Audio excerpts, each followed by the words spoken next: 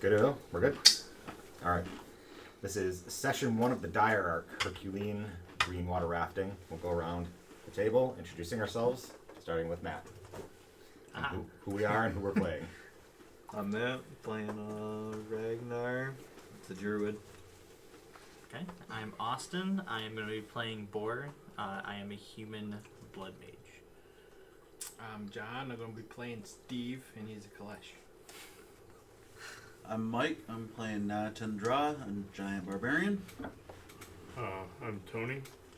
I'm playing Robert Blutarsi, a human alchemist bomber. Oh, shit. I'm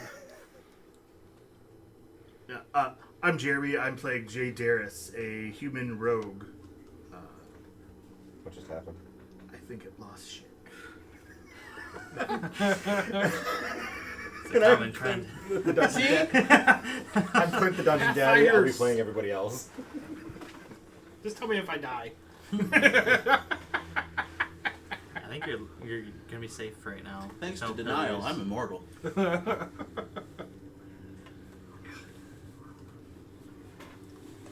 Should have played a Warforge. You don't have to worry about eating or anything. Skeleton. Oh, yeah. Could play a skelly boy. Is it okay? Let me see. That skeleton, that is a bard. No, it's not. And he uses his ribs cages as like one of those calypso things. Everything is I approve this idea. under skills and thieves. That'd be my next character. Well, no, I okay. don't want to build a character because it's a pain in the ass. It is. We'll just remember that you're training a couple things that aren't marked. could have and we'll- built Yeah, we're gonna like fix later, and I 30 might have to get a seconds. different program to do Yeah. that. Playing it for how long? All right. How many years? Everyone ready? We haven't played Path. We're going to move past Jeremy's issues and get started. So, this is our first session as a group. It's our first session using Pathfinder 2nd Edition. It's our first session using my bullshit Clint Finder. So, first scenarios, we're going to set everything on easy. The DCs are going to be low. The damage is going to be the same, but like the AC, the saving throws, all going to be set to easy. Unless you do something stupid like jump off a cliff or stick your dick in a dragon's mouth, you're not going to die. You'll just get really tired for a minute, and you'll wake back up after whatever killed you is done. What happened to Stumpy? One thing I want to verbalize before we get started, because none of you have gamed with me, at least not in a while or ever. If an inn has a name that is an alliteration of a verb for movement and like an equine, like a horse or a donkey or something, it's safe. It's safe. You're not going to get killed. You're not going to get attacked. You're not going to get ambushed. It's a safe place for you to go. There's not going to be any danger at night, so you can feel comfortable and safe in those places. If it doesn't have a name like Prancing Pony, there's a chance you can get fucked. Not guaranteed, but just that's something I do. The Slaughtered Inn. Sounds like a safe place. The Death House. The Pokin' Pony. I don't know. You might get fucked, but you're going to be safe doing that. Depends on what your interests are, whether or not that's safe. No, my last time I played, I had a habit of burning inns down, and not on purpose either. But that guy was a sorcerer, specifically specializing in fire magic. So So there you go. Totally not on purpose. no. So it is noon on the first month, 2023 PA, which is post Andalusia, if I remember right. Andalusia was the big nation that controlled most of this region until it kind of fell apart, and hundreds of years later it split into the three nations of Serenominel, Ilster, and Telemann. And you can see that the island on the left on the map there is what's left of Andalusia. There's still people living there. The main language of the region is Andavan. That's what's spoken by most humans. Goblins, giants, Gaspoda, they all have their own cultural languages, though. So, the 6 of you were killing time in Bile Barrow Outpost for various reasons a few days ago. Bile Barrow is cold, dirty, and loud, and reeks like someone dumped several gallons of liquor into an active tanning vat and then lit it on fire. The local water is so toxic that fresh water has to be carted in from the wild and stored in like huge reservoirs on top of buildings. There's a thriving economy there, and pretty much anything is legal. The guards, who are soldiers in Sarah Nominell's Lumberman Battalion, are more concerned with guarding the outpost than actually like policing it. So there's drugs, gambling, whores, food, plays, anything you want to waste your money on is there. But eventually money runs out, and that's where we are today.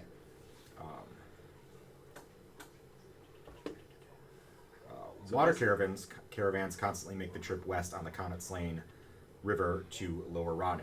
Little Ranu. What is it? Little Ranu. Whoops. Used to be named Lower Ranu, but I changed the name. Little Ranu, because of the size of caravans, the individual danger is fairly low and the money is okay.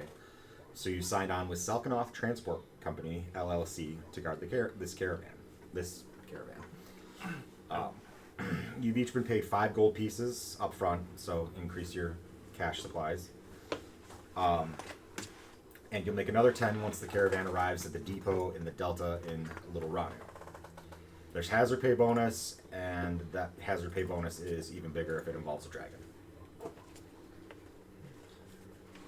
So, it's noon, it's the first month, it's about 25 degrees out, and it's snowing, and it's overcast. The nice thing about the Connaught Slane River is that it's so green and toxic and nasty that there's no ice on the river, and it actually generates heat. So you're not in any of your heavy winter furs or anything. You guys are just in armor or whatever. Probably on this raft here because it's the only one that's big enough. So if you all will hand your minis this way, we'll put you guys placement on this raft. Oops, I split Don't break the raft. I broke it. Don't break the It was raft. quick. He's rocking the boat. We're going down already. It's acid. The water's acid. That explains why I it's don't green. want to be in the crack then. Don't be in the crack. Actually, move Jay up. The big guy. Are we missing a mini? Oh, one more. Okay, there. Isn't it beautiful? Look at this crap that Kevin made. I know. Look at nuts. Awesome. I don't know how he had time. This is definitely the highest quality session I've ever been a part of. Not my good old days with college ruled paper. Yeah. In the handy library. Yes. Okay, so the Connaught Slane is gross and warm, so you guys are temperature-wise fine. The river is green and glows in spots at night. Don't fall in. So on the big map, you're currently in square S19, which is about 120-ish miles east of Little Ranu, as the Nightfowl flies. Roughly 150 miles or so of river to go because it winds its way a little bit. You just left the riverfront city of Slanda earlier today, where your convoy anchored for the night. Normally the convoy travels at night and day, but it's got scheduled stops because sometimes there are passengers. Some places put in orders for goods from Bilevero Outpost.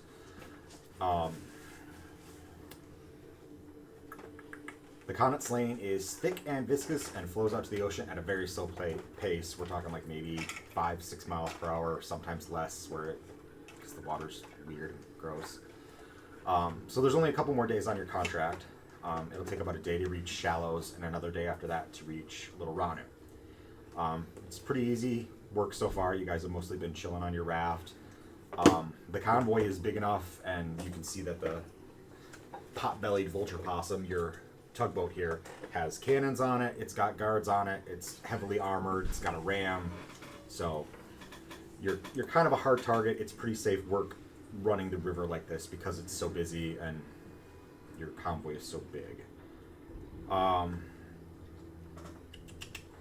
There was a river turtle attack a few days ago, but 2 of the defense crews managed to handle it before you guys could join in. No one died, and you all had fresh soup that night. That was nice. You have to cook meat from the river a lot to get all the toxins out. It's still pretty gross. Some people did shit their brains out. Exactly.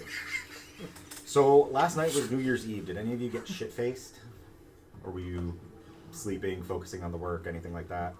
Any I'm too hangovers? busy shitting. Just staring at the pretty water. There you go. Okay, so the big metal tugboat is the pot-bellied vulture possum. It's pretty unremarkable. It's about 120 feet long. It's got smokestacks, obviously, tons of netting and winches. There's a couple small dragon carcasses being carried on it. Supposedly it has a green coal engine, And for those of you that don't know, green coal is coal or charcoal that's been treated with enzymes and chemicals and alchemy shit from a dragon's gut. It burns hotter, faster, and more efficiently. That kind of thing. How common are dragons? They're almost extinct in this area because Serenominel has been fueling its entire economy and industrialization with dragon guts. They are still present in the wild, which is where Barrow Outpost is. That's one of their big things. They're harvesting lumber and dragons. Most of the dragons you can still find in Serenominel are small guys, like the size of a horse or a big bear. Behind the tugboat are barges all chained together with big iron chains. It's a convoy, large. All the rafts, all the barges, they're basically just raw timbers like lashed together with chains and rope, that kind of thing. People have stacked goods on them, covered them to protect them from the spray from the river, which is acidic. On your raft, you guys have your gear, a couple dozen poles of varying lengths for pushing the raft around. There's 6 oars as well, a couple spares. There are crude oarlocks cut into like the timbers that are forming the edge around at the sides of the boat. You've got a couple lengths of rope, some chain, grapnels in case you need to hitch yourself to the tug or a bigger raft. Any questions? So, the day passes uneventfully. It's now 6 a.m. on the 2nd of first month. It's dawn. You guys weren't on night watch, so your raft was hitched to the pot-bellied vulture possum while you slept. All around you, you can hear the sounds of chains clanking as other defense crews are unhitched from the tug. Your sense of smell has mostly been burned away by the acid stench of the river, but someone is making coffee somewhere. Over the next few hours, the snow lets up, and it's just kind of an overcast day. There's no storminess.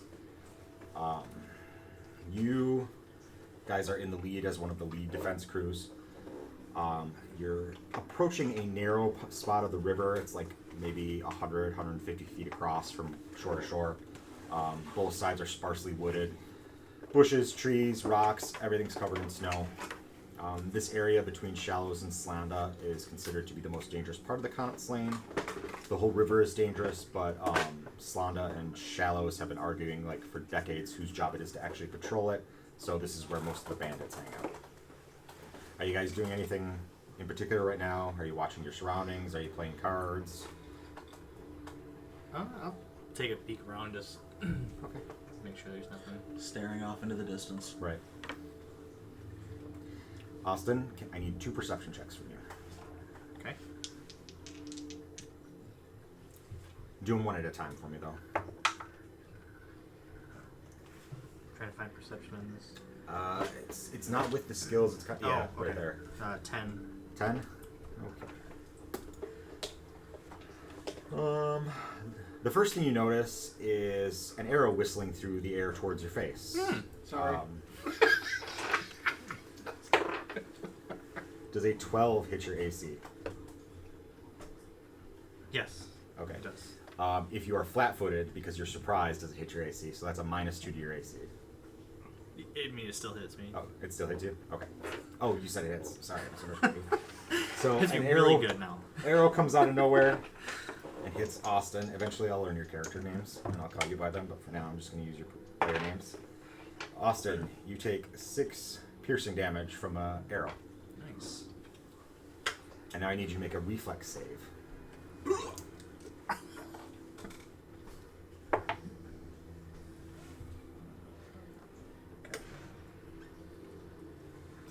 Five. Starting strong. This is how I always roll. So this is fine. So Austin is looking around, an arrow hits him, and he spills over the side of the raft. This is very. This is pretty normal. This is awesome. Hey, now you turn into a Austin, you skeleton. take 3 acid damage. Holy shit, Nice. out above. That guy just went over the edge. Why are we in the lead? So do another. You gotta do enough perception, Do right? a second perception check, Nice. I get hit by another arrow. and give yourself a +2 circumstance bonus to it. What's the surface? +2. Yeah. 20. Okay. So now that you're in the water, it's kind of hazy, but you can see a giant ass chain just below the water line that all of the rafts are going to scrape up against and get caught on. Do you kind of paddle to the surface and try to like warn anyone? Yeah, I mean, I'll attempt to. I mean, is it like viscous? Like, am I sinking? Like... No, you're not sinking. You're buoyant. It's buoyant. I'd like to do something. Sure. Oh no, friend! I'm gonna reach down and try to grab him and pull him out. Okay. I'll Let's accept that use. help. Yep. Go ahead. Pulls his arms Your off. strength is like 18. Go ahead. I was just gonna say you did it. You're a huge guy. So Roll thought. he gets dragged back up into the boat, so you're fine there. I'm pinkies, bro. Do Picks up half you want of to them. holler about the chain or anything? Yeah, Like I'll scream out to the guys like, "Hey, it's gonna bind." that? Okay. Someone on the pot-bellied vulture possum hears you, and how did I want to do this? I don't know. How do you want to do this? How do I want to kill him all? I just look confused. I don't Okay, know. timing-wise, I'm going to attack you GB with arrows for now, and then we'll move to the yelling. Matt, what's your AC? And you're flat-footed because you didn't see this coming. What's my AC? You have 14, so flat is what, -2? -2. Flat-footed is -2 to AC and reflex saves. Well, let's not just remove your decks anymore. No. All right. pretty That nice. was a 9, so you're good. Jobby, what's your AC? -2. 14. Wait, armor class, right? Yeah. Yeah. 14. Yeah, 14. Jobby, you take I don't take shit. 3 piercing damage. 3. I don't even know where my HP is. AC? 12. 12. Miss. Well, that's not flat-footed, so. I rolled low. Oh, okay. Tony? AC -2. 13. 13. How do they miss the biggest target? That's a miss on Tony. Jeremy? Armor class. Oh, You're 11. oh, 11. 11. That hits. You take 5 piercing damage as an arrow comes out of nowhere and hits you. Ow, what the fuck? As you guys who are not choking on acid and picking up your friend, you're getting hit by arrows. Arrows are flying through. You see bandits on each end of the river just like firing arrows. There's like a man-portable ballista that's firing ballista bolts at the pot-bellied vulture possum to almost no effect. So Austin yells that there's a chain. Someone on the pot-bellied vulture possum hears you, and there's a howl as green flame shoots out of the smokestacks, and the tugboat surges ahead, smashes into the chain, shattering it. For a moment, the tug outpaces you guys. Everyone make a DC 12 reflex save. So, D20. Yanks on him. What's that? Is it yanks on him? No, the water like. Oh, okay. Roll it anywhere. Are we still tied to it, Yeah, though? 14. No, you've unhitched yourself. Okay. This is hours later from the start of the day. 3. Yeah, so you got 17. 17. So What was that check for? Reflex save. It's Oh, off a bit. Yeah, reflex. Up and over. Oh, yeah. You'll get used to it. He'll ask It's for just it. I got a 13. No, it's just, and then plus I can't. 20. 21. For some reason either. So 17. plus 6. 8. Okay. So 4 And your From Boston. You got 13. I rolled a 13, I got 16. 12. 12. 21. Just need Jobby. I got rolled my 16. Rolled a 16. Okay. and So then plus- once again, Austin goes flying off into the water, taking 1 acid damage. Oh no, friend! At this point, Mike, you've reached into the water twice. I'm going to say you take 3 acid damage. I kind of expected it off the first time. Yeah. You got tough skin. I was going to let it go Yeah. unless you. I had to do it multiple times, you know. It's fair. So, Well, I could see him picking him up and giving him a bear hug. yeah, he's petting you gently as you're doing You fell twice, I'm not letting go again. I'll call you Steve. safe. Are we seeing who's being shot? Who's shooting at us? Or Yeah, not yet? yeah, there are bandits on each side of the river. They've been shooting arrows. They had like a man-portable ballista that was going after the pot-bellied vulture possum. Potbelly pig would have been. So the pot-bellied vulture possum smashes through the chains. It's got cannons firing on the ballista crews. A couple other defense crews have been hit by arrows. People have spilled into the water. But between the speed of the river the pot-bellied vulture possum smashing into the chain, you kind of move beyond the bandits, and they can't really like board anyone or anything. I'm gonna look at his character and say, "Stay out of water." Good advice. I like it. Chain his ass to the raft. So Give chain. you've moved a couple miles down the river beyond this point, and the convoy has kind of reorganized itself. The water has gotten a little red from bodies and blood. There are still some corpses. Someone starts yelling the words "red tide," and you see people on the tug and other rafts like using poles and hooks to pull bodies out of the water. The Connett's Lane is a toxic river, so there aren't a lot of fish in it. But it's got oozes that are carnivorous. It has a native kind of fish called the Connett's Lane gar, which is a sort of 6-foot-long armored air and water-breathing carnivorous fish, which is not made up. It's an actual creature called the alligator gar. It's terrifying. You know that a red tide order means it's time to pull bodies out of the water. Kind of like when there's a shark threat and there's blood in the water. You want to get meat out of there so you don't get a bunch of predators. So you guys have 3 bodies near you.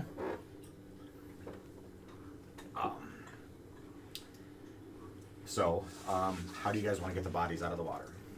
I go more towards the center of the raft. That's a good idea. Do you want to just chain yourself to the raft? There's a couple chains and some rope. I'll try to just make sure I have a good base on myself. Okay. He hands the oar to somebody else. I don't know, kind of do the old pull. Use the poles. Okay. Go ahead and make a strength check for me.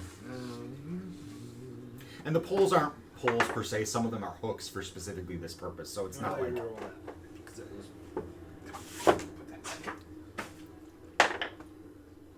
Yeah, I rolled a 2. Where's my strength check? I got a 3. You're 1 point away from a critical failure, which would cause you to tumble into the water. What's that? You're 1 point away from a critical failure, which would have caused you to tumble into the Oh, water. sweet. Good. Anyone else want to try anything? The pole to get was long enough to hit bottom. that? Yeah, it wasn't. How far away would you say that one on this edge is from the raft? How close do you want it to be? Like right here, so you can pull it Well, up? I mean, if it's within 10 foot, I could reach it. Yeah, go ahead and reach it. Okay. Make a strength check. Just because it's waterlogged and there's armor and everything. 23. Picks up half the boat. One body taken care I of. didn't know that you're gonna try. I rolled a 19. So, anyone have any other ideas? Or are I'll you go just with gonna... the pole for the one close to me. Okay, you're gonna use a pole. There's a strength. So on the 0. top there. So just 5. What equipment did you say we had on the raft? You got poles, you got chains, grappling hooks, just like chains with hooks on them that you. Okay. Oh, I didn't know that. Oars, that kind of stuff. Got a 5. Okay, you can't. You get the hook on it, but you can't.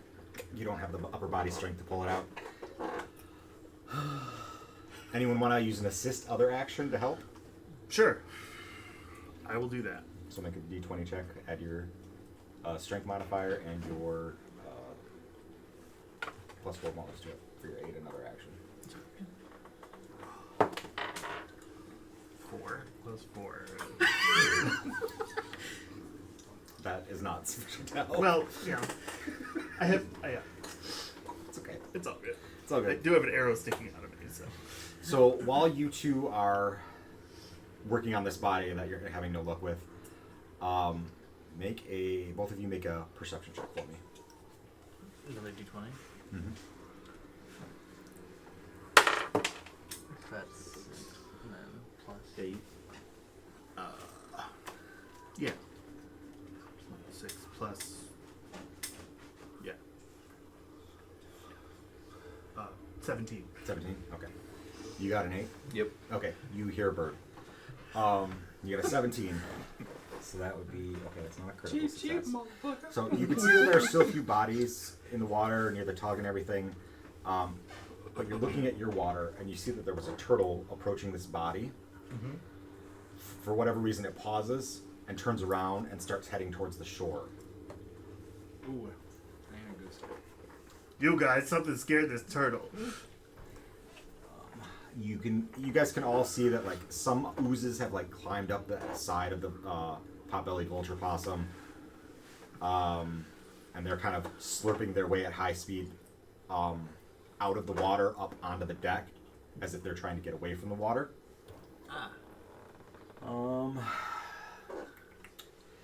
Everyone else except Jeremy and Matt, give me a perception check. This is going swimmingly. We are in a river. 14. 7. 7. 3. 8. Jobby, you think that the water sure is green. Mike, you also hear a bird. You got a 14. 8. 8. Where did you get, for Jobby? everybody? I got 3. Okay, yes. All right. Tony, you see an airship often, like a couple hundred feet up in the air, like west of your, a couple miles west of your position. It just drops out of the air, or the cloud, not the air, the clouds, down to like maybe 100 or 200 feet above the river, and starts heading kind of in your guys' direction. I point at it. The plane, boss, the plane! That's a weird bird. So eventually Matt and Jeremy get a handle on this third body, and the rest of you as a group come together and defeat the third body out of the water. Wow, we're so bad that the GM had to help us out with that. I didn't expect the bodies in the water to be the big sticking point. Defeat the third dead body. I think we level up now. I think I'm putting that quote on the wall. Yes. Do you have the three special minis ready? I do. Okay, I'm gonna need one of them over here, and the other two you can put wherever you want. The other Okay. one was in there for so long, it just You want me to bloated keep this and- hidden? No. Let them all- see it approach. Oh, okay. I'm gonna use some different dice. Oh, good. Why did it have to be nicer? Why couldn't it be over here? And then we need two more. Why couldn't it be with these guys? We'll kind of cluster them close together. Who made those? Who made these? Hey, that one's dead already. So, as you finish this just truly tremendous task of pulling this third body out of the water around your raft and the rest of the convoy begins to churn, and 3 huge heads begin to come up out of the water. You can see them there. Now you can easily see there's a huge shadow under the water in this area. Each head looks like a mix of moray, eel, and crocodile, but covered in heavy-duty, thick scales and bony plates. They all have the red fin running down the neck. In my head, I picture it more like an eel fin, where it's one continuous red strip. You can see gills where its head meets its neck, and there's like green, noxious green vapor like rolling out of it like a cloud. A couple drops spatter the wood of your raft and start to eat into it.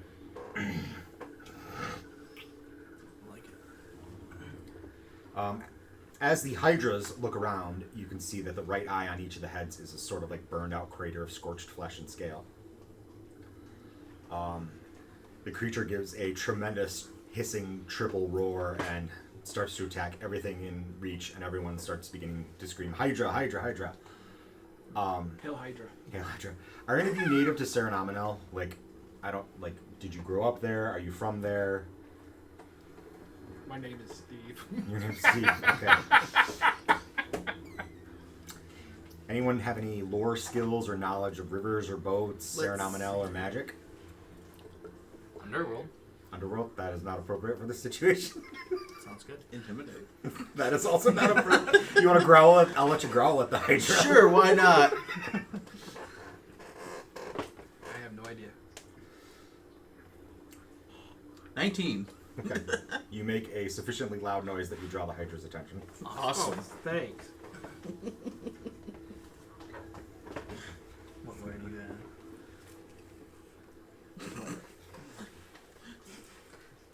Nice. Yes, now I can punch him. So I'm just going to tell you, it's common knowledge amongst most river workers. Maybe you've probably heard this as a rumor in talking with some of the other crews or something like that. This Connaught Lane used to be very, very narrow, very shallow. But when the industry, when the kings of Serenominel made commissioned Bilebearer outposts to start harvesting from the wild, it was really a pain in the dick because it was narrow, it was shallow, it was hard to get resources down and boats up. So the kings of Serenominel, Andorian and Evander, got sick of this and just blasted the river into this huge crater that goes down to about 50, 75 feet in some spots, to widen it and make it easier for boats to get up and down. So, round 1, roll for initiative. This is dexterity, You almost right? used D20 for almost everything. Your perception is your initiative. Oh, I was not So aware. your perception skill is what you would roll. But then Will should you use keep it. track of initiative, Kevin? Oh. 21.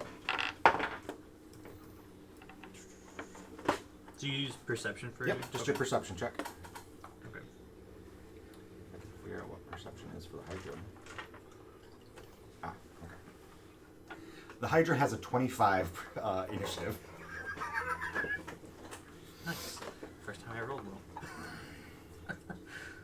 I have a 12. 10. 8. I'm doing a terrible job already. Sorry. Okay, we'll start with Matt. Matt, 10. initiative. 10 for Matt. Okay. Austin, 18. 18 for Austin. Okay. Oh. Javi, 21. 21 for Javi. 12. Mike, 12. 12. Tony, 10. 10. 12. 12 for Jerry. And then Hydra is 25. Hydra's 25. That's unfortunate. So, this Hydra, his attention has been drawn by our intimidating friend, the Giant. You can see that as he darts in to attack you, he kind of, he's trying to correct for the one eye, but his depth perception is off. So he's not actually going to make attack roll against you. You're going to try to dodge his head. So I'm going to need a reflex save from you. I'd actually really try to punch it. You're going to stand there and not dodge? Is he moving into... You'll be able to hit him Okay. right as he bites you if Okay. you don't dodge. Yeah, that sounds more appropriate for my Okay. character. All right. He's going... I'll let you resolve your punch first. I was thinking it'd be more like an attack of opportunity, that's why. Yeah, that makes sense. That makes sense. 20. 20? Yep. That is a hit. Roll damage.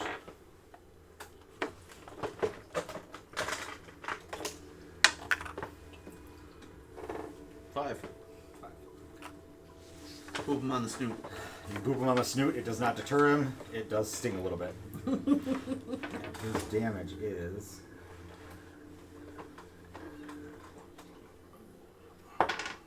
9 piercing damage as he chomps you. And then... that seems good. And then I need you to make a Constitution saving throw. I mean, fortitude. Yeah, Fortitude, sorry. 18. 18, okay. Ow. You take 1 poison and 1 acid damage. So Because just one. the cloud of noxious vapor rolling out of his gills is right in your face now. Ouch. Bad breath. Who's next? That would be top of the initiative order, wouldn't it? That'd be me. Yeah, so Hydra. Oh, but it was the Hydra. It was the Hydra's turn. Oh, Johnny. okay. I'll take my gun, Mhm. which is... Oh, shit. What is it? First, 1d6. 9 plus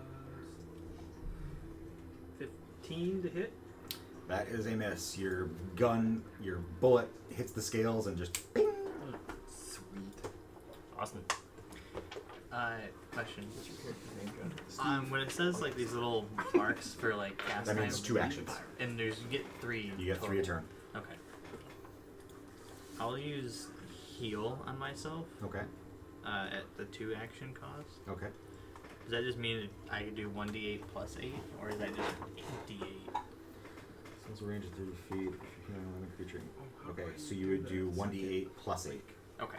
Does that work when I shoot the gun and I can stab? Does that... 'cause I have that feat. Well, Jobby, you have 3 actions. You could have attacked again or done something else as well on your turn. Oh. I don't remember. You can keep going. I'll add. Yeah. You Oh, handle that and then we'll... Well, I forgot to get a knife, so I got. Can I use an You arrow? have a knife. You have a knife. Oh, okay. You have a knife. Everyone's got at least one knife. That's Well- not a knife. So what is a knife then for? 1d4 piercing damage. That's what I was gonna say. It'll be a melee attack unless you're like So throwing it. what? That's what he did. He took the feat that for gunslinger that when he can shoot, and then with his bonus, I think, or free action. What is it? Bonus? Is bonus action a thing? It's free or reaction or action. Might be his reaction. Okay. He can reload his gun while making a swing with his knife and then shoot again. Okay. So that's what you can do. So you actually get 2 more attacks if you don't move. Okay. But you get a -5 to each attack after the first. So it gets harder to attack. I didn't know that. So I'll stab him. Try to stab him with stab my him. knife. Stab with a knife. So that would be what it would be the DC same as my other DC then. For You'd the be added? making an attack roll. Like if you're stabbing with a knife, it'd be strength plus proficiency bonus, which is probably +2. Right now that weapon is a 6. So yeah. I think this is. I don't know why it says bait, but No, I have. Well, that's supposed to be bite. 'Cause Oh, okay. I have bite. Oh, with okay. with my thing. Just bite the heck out. Fuck you, man. I mean, I did Just just do the punch same it in the attack bonus, face. That's fine. Okay. So -5, so it's a 15 again. 15. That does not hit. Okay, so you got 1 more with your gun. And that'll have a -10. Oh, it gets -5 each time. Yeah. Instead of like giving every class like iterative attacks, it's just So 15 plus 6, so -10. So yeah. Yeah. all right. Well, that's You have 1 action left. Okay. I think it would get better because you're closer. And where are you going to move on a raft? I guess I'll swing my hammer in or my Do it. Morning Star. You can move off it. Austin's done it a lot. It doesn't hurt that bad. I swim to the bigger boat. I think if things get really hectic, just run away. Was the acid What's considered that? poison? 8 to Because I got 8 to hit, that does poison not hit. resistant. All right, Austin's done. Who's next? Mike, Nana. Alright, so Austin, what's how many your actions character's do I name? have now? You have 3 actions. Born. Okay. Born. You can attack 3 times. You BJ can or- attack and move. You No, can like do B-O-R-R. whatever. Okay. Yo, Well, I'm just born, going to attack okay. 3 times. Okay. I think I want to say fists have the agile. It Trade, does say so it's- something about unarmed strike if you're using it as agile, but I don't know how you're doing it. I know in the past you could use either. Let me do a quick check. Well, your fists are always going to use your strength because I don't think they're a finesse weapon. They used to. They be. are a finesse weapon. Okay, Yeah, they so you used can to use strength be. or dex, but they are agile, and that means you only get a -4 penalty for successive attacks. Okay, cool. And are we? You're large. Are we calling your fists D6s? Yes, I believe so. And then when you Yeah. take the martial arts dedication feat, that'll upgrade to D8s. Right. Pretty much goes on to the monk progression tree. Yeah. So make your attacks. All right.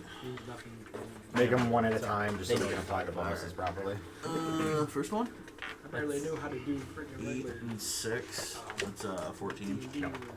Second one. Yeah, but No, I got think about how many years. That's not gonna hit either because that was an 8. Yeah, and I still don't really know how to Cock die. That's why It was either a 2 or a 20. Tray. Yeah, I don't have a tray. What? The whole table's Oh. a tray. Kind of proud of myself. So -8, -2. That's a 15. Oh, I was gonna say I can dump this out, but That was the 15 is close. All right. Who's next? Those are all misses. You're whiffing. Thank you. Well, it's not that you're whiffing. You're hitting it. It's a huge head, but it's just the scales are. It's huge. just not not doing doing any anything. good. yay, we all died today. That's what it is. Jeremy, which your character's name is. Jay? Jay.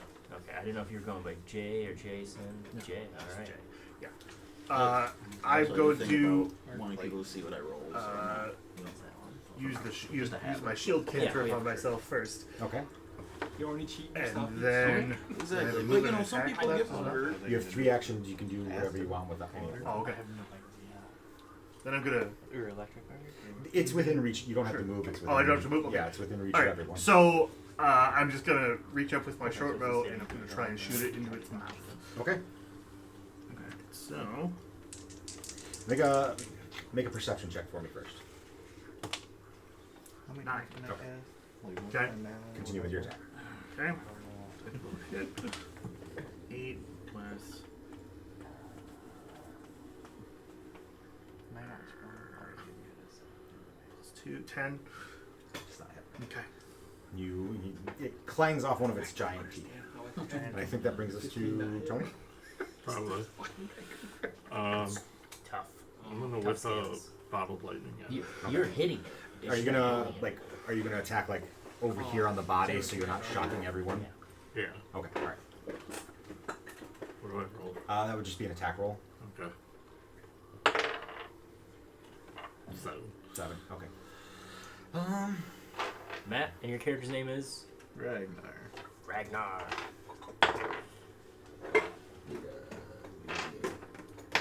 I guess I actually don't know who has higher speed. I guess it could have been. Okay. So your bottled lightning goes over to here, hits the water. The water almost immediately eats through the soft clay that's designed to shatter on impact. And what's the base damage on it? 1d6.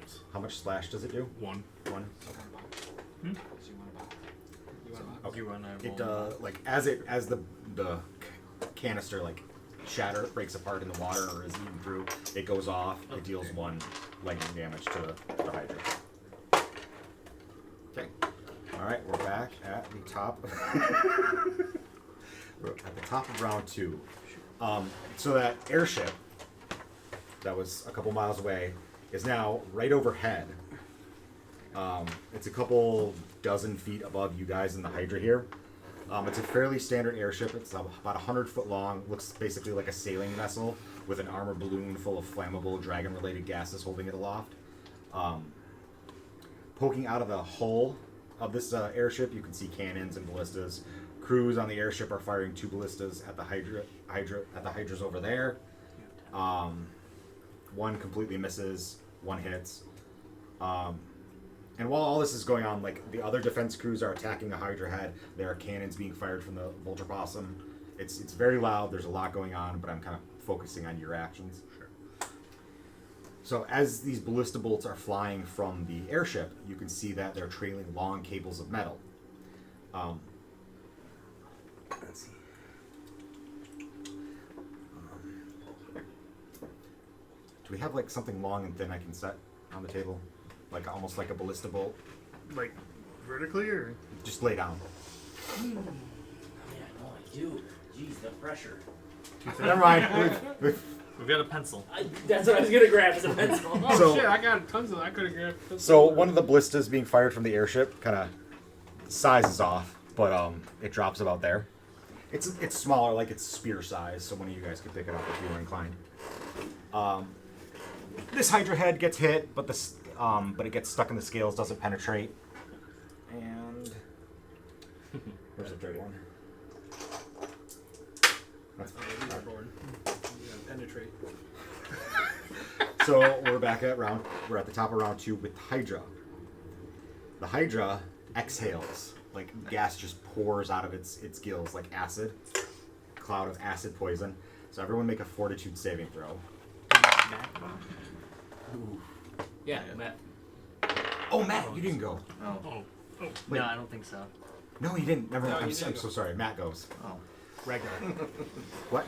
I'm gonna try to call out people Yes. by their player Please or do by their that. character name. That way, That will help me. it learn helps. them. Yeah, I'm that's so what I sorry. did. I skipped Oh, over you're you. good. I'm gonna go try out the electric arc. Okay. So that's a Saving throw. Yeah. Reflex saving throw. You're allowed to make actions as one character. I got a Oh yeah. so plus 4. 10 plus. So that is 21. Nice. I don't know what that means. I got a 14.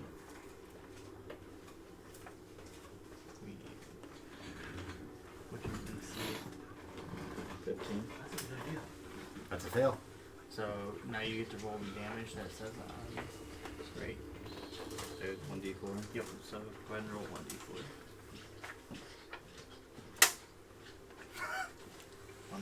One. One damage. What was your character's name? Ragnar. Ragnar. So Ragnar is speaking to the elementals and going ooh ah ooh ah ooh, and he spits out a bolt of lightning at the Hydra. The Hydra tries to serpentine out of the way, but it still catches him and deals 1 lightning damage. Now we're back at the top with the Hydra. Nice. The Hydra kind of exhales out of its gills onto you guys, so everyone make a fortitude saving throw. 15. 15, 21. 21. I would just put them Well, here. I rolled a 20.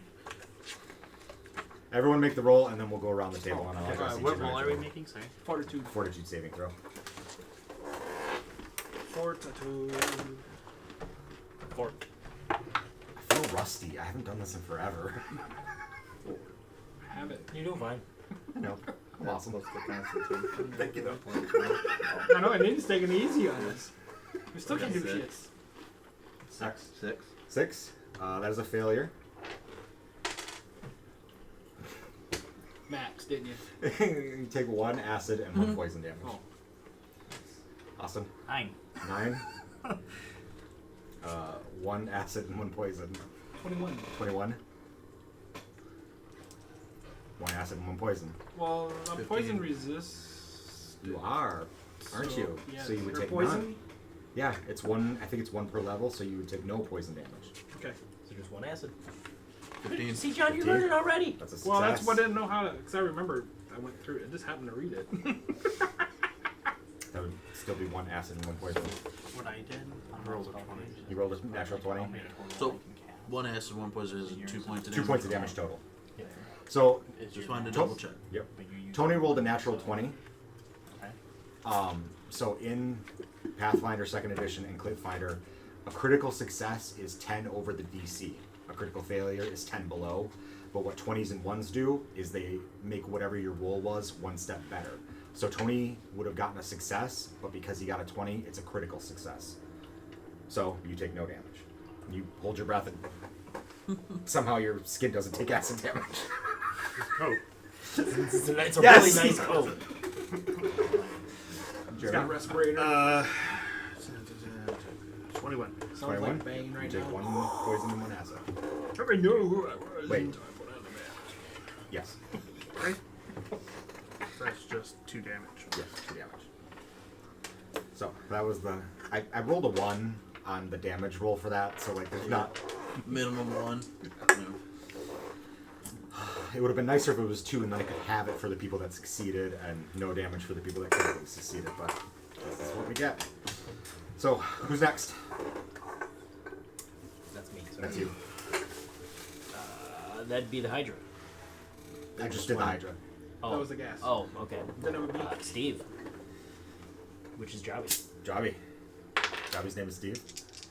Yes. Okay. I'm trying to think of a name. I That's was like, fine. I just made it up today. fine. I'm like, oh shit, I got a name.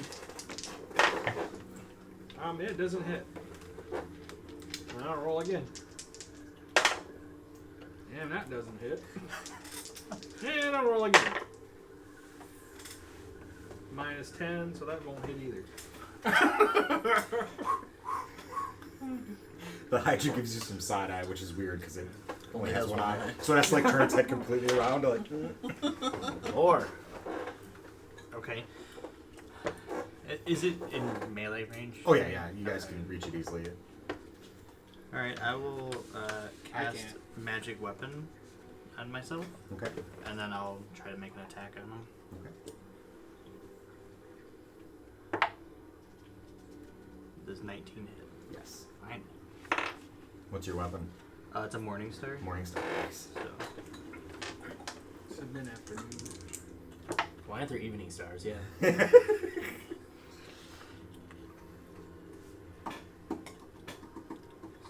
there's like no. So your strength and stuff, it just goes to your attack bonus. Your strength bonus applies to your attack bonus and then and your damage. Oh, okay. But just the modifier. Yeah, so modifier. Okay. So that makes it 6 damage. 6 damage. Okay. Any particular type? Would be piercing or bludgeoning? Or Bludgeoning. Bludgeoning. Okay. 6 damage. Yep. Okay. So everyone make a DC 10 perception check. If you pass, you pass. If you don't pass, you don't pass. Just let me know. I passed. Pass. That's a 12. Fail. Woohoo! Natural 20. I got 10. Right? Or do you add? Wait. You rolled a 3? Yeah. Yeah, and you failed. Okay. 8. Everyone but Ragnar and Jay, you all notice that the spot where he has smashed his Morning Star into the side of the Hydra's neck or face or whatever, a bunch of scales have been torn up and shattered, so it'll be slightly easier to target that place. Alright. Nana. Okay. Has anybody been like severe, like actually hurt? Not yet. Nobody with me then. Not anymore. Okay. Just wanted to check. So I'm going to attack that spot. Okay. I'm gonna try to like grab on and just rip a chunk out. Okay. Yeah. And then I don't think I'll let you do any additional damage from trying to rip a chunk out, but I'll let you tear it wider. to reduce That's AC. the idea. Okay, all right. Yeah. So I'll make my 3 attacks too. Yeah. So my first attack. Well, that's an 11. That didn't work. -5. That was a 6. -10. And that was a natural 1. Oh no! You lose your fist. That'd be unfortunate. I'm getting a different deck coming out. Yep, sometimes you what I got do. him. What's your AC, Mike? 12. And you die. You're hauling back with this huge, massive swing to try and shatter these scales. You completely whiff, and now you're in the water. Oh. Okay. Make a fortitude save. Just remember, we couldn't get dead bodies out of the water. 11. 11. Yeah, but I could. We couldn't get normal sized dead bodies out of the water. You take 2 acid damage and 1 poison damage. How are you doing? I'm at 9 out of 28. I've taken a lot of damage. Jay. Tell me more about the ropes that are hanging down from the airship. So there, it looks like it's like spearfishing, or I think spearfishing. Like it's almost like they were firing the ballista at it, Gotcha. and it's got a rope on it, so maybe they could pull it. Okay. Can I jump up onto one and take a shot at that exposed shot on the dragon? Like swing up. The only like ballista bolt that's near you is the one lying in the water. Oh, so that'd be a hard thing to jump. Yes. Alright. You could jump on it if you wanted, and you would probably hit it, but it would sink. Yeah. Gotcha. So there's no like rope up. No, there's no dang. Yeah. Well, I mean, there would be a rope kind of hanging over here. But that would be a far leap. Yeah, leaping and catching that would be difficult, I think. And I don't think that position would give you any better advantageous position. Okay. on it. Well, then I'm just gonna try and shoot that exposed area. Go ahead. All right. So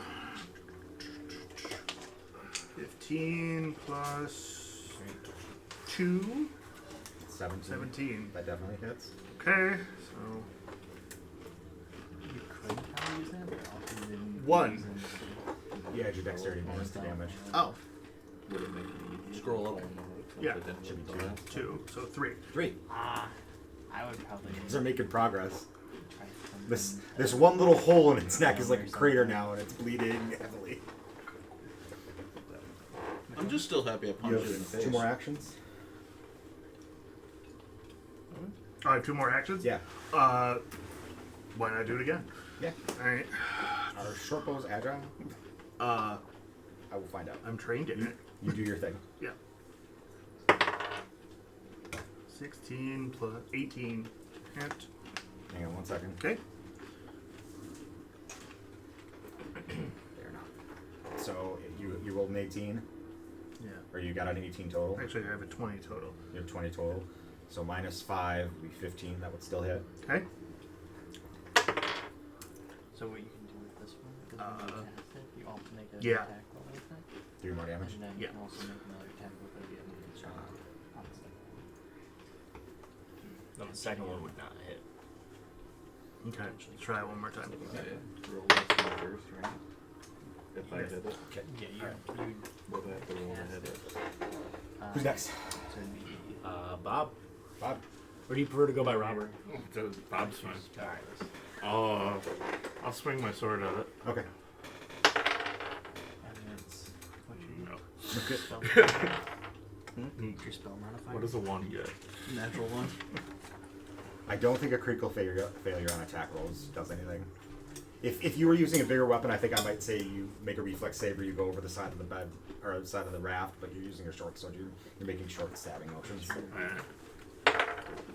Ooh, 20. 20. Yes.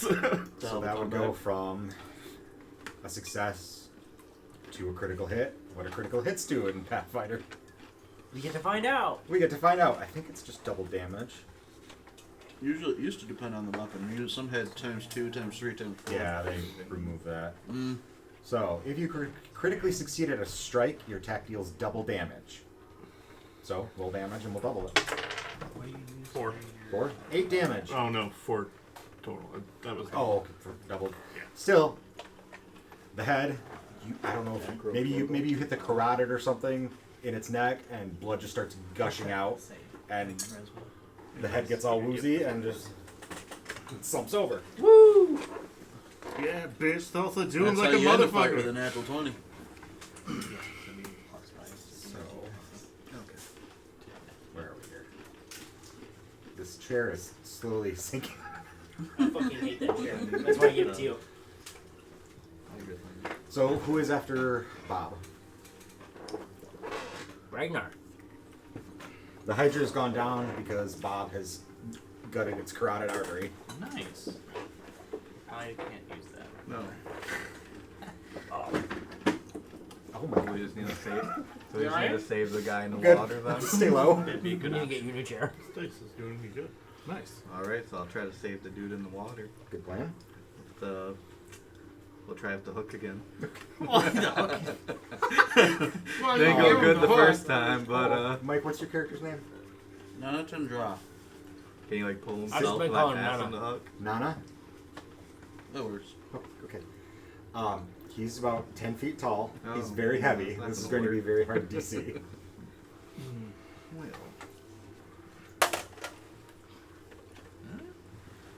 15, so 17. 17? Okay. If you're willing to let him hook you up, you are back up on the boat. Somewhere. Thank you, little man. Is that everyone? We're at the top of the round? Mm-hmm. Okay. So the top of the round. Okay. So at this point, both of these hydras have ballistas in their neck. And while you're watching, you can see that these cables are metal, and you see bolts of lightning follow down these ballista cables.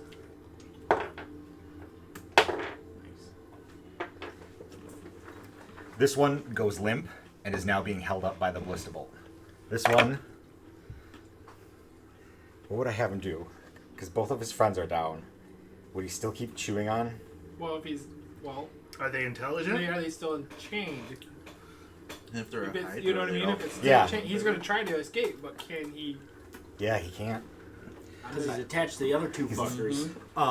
So this hydra here, you can see it trying to strain against this airship, and while it's doing that, you can see engines on the back of the airship start belching and roaring green flames and smoke out of them.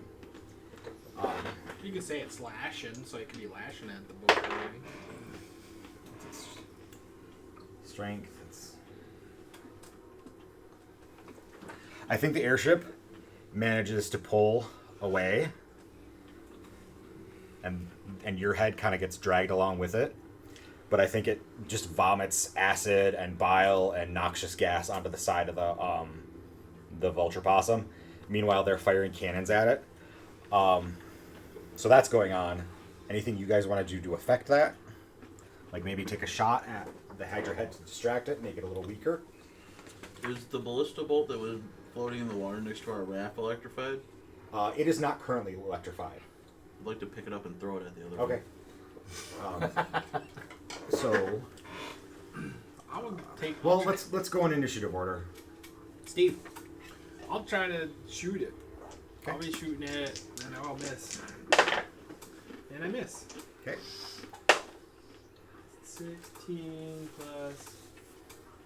6, so 22 minus Yeah. 5. Yeah, so it's 22 minus 5. 17. 17. That is actually a hit. Oh, sweet! I did something today. Then I got rolled a 5. Then what do you add to that? You're using a firearm. Yeah. You would add your dexterity to the damage. Okay, so 7 total. 7 total damage. Then I'll fire at it again. And I missed. Okay. I suck. Boar. I'll use spout cantrip. Okay. It's a reflex saving throw. Against the Hydra? Yeah. It That's got a a 1. Oh, nice. So that's a critical failure. It doesn't say anything about a critical failure. Okay. Okay. So, D4. Some spells have critical failure effects for their saving throws, others don't. It just depends. So that is, I think that's 10 damage. Let me just double check. Ooh, saucy. Yeah, 10 damage. Okay. And what does Spout do? Does it like batter it with water? Water blasts upward, coming out of the ground, rising from a pool, or even manifesting from thin air. Okay. So this gout of water, like fresh water, appears and just blasts the side of the Hydra, dealing enough damage to down it. So all 3 heads are limp, and very quickly the Hydra, the airship, heads east against the current, pulling the Hydras away from you guys, kind of angling towards the shore.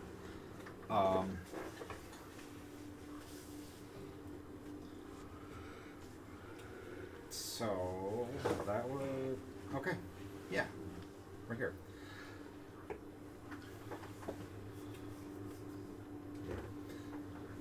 Okay, I had to look at my map for a minute to figure out where we were. In the water. In the water, yes. So you guys have passed. Okay, yeah. So the airship begins dragging the Hydra heads east. Hydras regenerate very, very quickly, so you can see that as they pull away, like the Hydra heads are starting to get like thrash and pull against the airship, but the airship still has control of the Hydra and is dragging it east back towards Slanda. So at this point, it's back on body removal. We're not going to repeat that clusterfuck. So we're just going to say the defense crew, and like several people have died. You guys have been beat up a little bit, mostly. Nana? Nana? Nana. Not my problem. What's that? So eventually, you get all the bodies out of the water. Repairs start to get made on the side of the vulture possum. Your raft is still pretty stable, so you're fine. There's the defense crews get rearranged a little bit because people have lost members, so they kind of reposition everyone, and you guys stay together because you're player characters and you're special. Taggins powers. Your travels continue. Eventually, day turns to night, and around 9 in the evening, everyone starts pulling in towards the vulture possum as it docks in Shallows. Shallows is a regular stop for river traffic. So the docks are in pretty good repair. There's lots of room for the tug. Lots of block and tackle crane type shit for loading and offloading goods. There is some stuff that is offloaded to Shallows, but not a lot of it. The majority of it is going to Little Rano. So there's lodging, various forms of entertainment in the small-ish city. Your time is your own unless you're back on your, as long as you're back on your raft by noon when the convoy gets moving.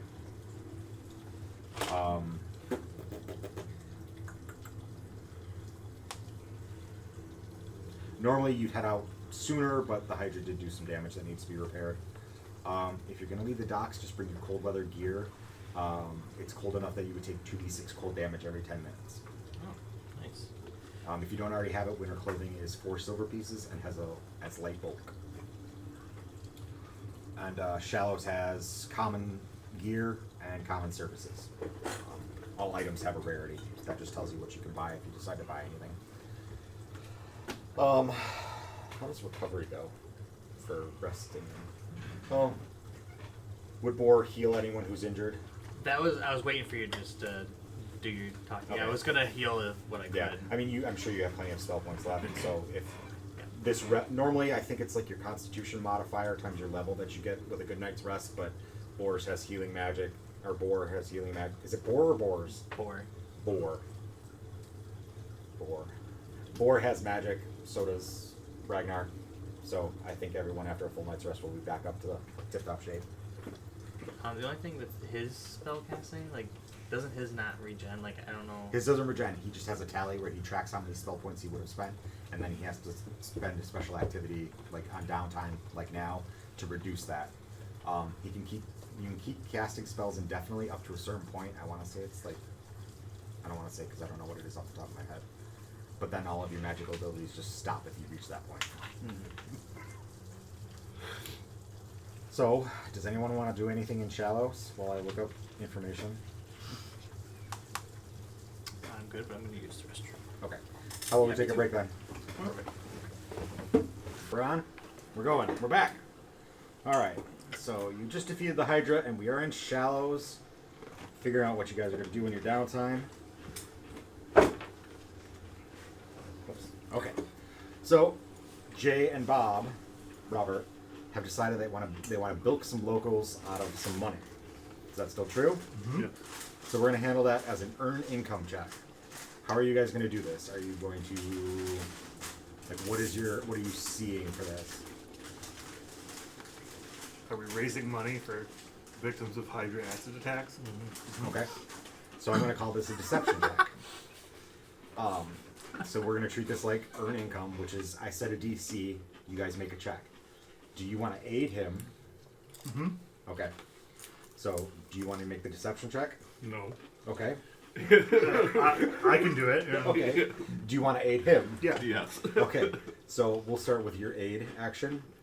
So I assume you'll have a patter that you're going to give to kind of like make No, I got it. assist his claims and everything.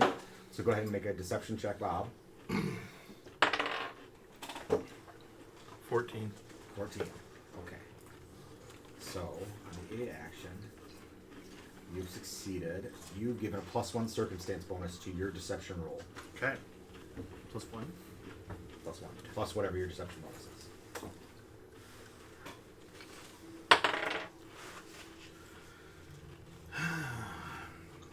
Six plus 9, 10. And you rolled. Oh, did I roll the wrong? Yeah, you rolled. Oh. This is not a new pattern for me. Clint can attest to this. This has been going on for 25 years. Yeah, 19 plus 3 plus 1. 23. Okay. Look at where you go. Thou hast been deceived. So that more than succeeds. So you guys get your patter talking about the plight of those injured in Hydra attacks on the Can river. I do it? Please do. Good evening, sir or madam. My name's Jay. This is my friend Silent Bob. We are collecting money today to raise funds for victims of these recent tragic Hydra attacks right here on our very own river. Would it be possible for you to contribute maybe not even a gold piece, maybe just 5 silvers? Would it be possible for you to do that today? So you guys are out there for a couple hours. You've got a great patter. It's fantastic. People are not in the giving mood. You make 3 silver pieces. Man, that ain't even enough to pay for little Dylan's surgery. He's still got a Hydra tooth stuck in his ass. You should see its face, people. It's all fucked up from acid. What was your roll? 23? Yeah. Should take Nana with you as proof. Oh, actually.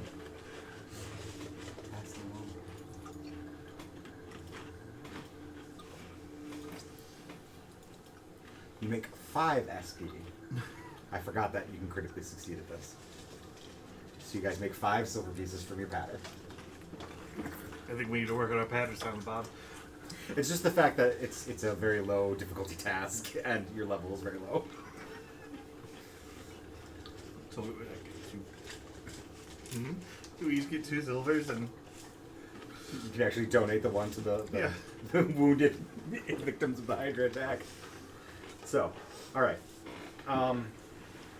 If you guys want, you can stay on the river, but it sounds like you're going into town. Do you want to stay at an inn? We'll call it the... Stabbing cabin. Not the stabbing cabin. That's down the road. We'll call it the Bouncing Bronco. We're safe. You're safe. I'm not going to charge you anything because it's minuscule amounts of money. But you About guys- 5 silver pieces. 5 silver pieces. You get in the tavern. You get a meal for the night. You have, the rooms aren't great, but Ragnar notices that in the corner in a cage are songbirds that the innkeeper has imported from strange and distant lands. They're not in their native habitat, and he's taken it upon himself to decide that this is how he's going to serve the elementals today, to reduce his spell tally, by freeing these birds. So how are you gonna, are you just going to walk over and smash the cage? Are you going to have Trip? Sorry. Nana? Falling again. Smash the cage? Are you going to buy the birds? We're gonna have him smash the cage, if you will. Okay. Okay. Yes. It's like pull the cages apart. Fly, bird, Catch fly! these birds and then sell them back. So I'm going to have you make a strength Can we do check. This is going to be used to determine your elemental restoration result. 22.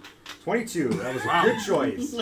Those birds are free as can be. Clint, can we capture the birds and then sell them back to the king? Is that what you want to do? Do I still get my Yeah, why not? point? You will. You let him out. Well, he can let somebody else sort him out. So you got a 22. Yep. Okay. Roll 2d4 right now. And then it's just Yep, gonna like again. And you can use this one too. Jerry Reed has a song like that. It's a parrot. 7. Is Seven? it- Okay. a You mean guy the had- bird? If you had a tally the of bird. 1, It's called the your bird. tally is now The -6. parrot sings. So like you got a Johnny little bang Cash, for later. Willie Nelson. That's funny. And So the guy- this little like wire cage just rips apart, and these birds are now free in this cavern. You two are going to capture them. You say? Yes. You've got spells. You've got alchemy. I don't see it as a problem for you guys to recapture the birds. Okay. However, your elementals whispered to you, if you're going to free the birds, you got to free them. You can't let these fuckers recapture them. And you see that these two are trying to capture the birds. Can't really stop him, can I? That's You can what try. You have magic. Nana? I open a window. Fly, birdies, fly! It's always something.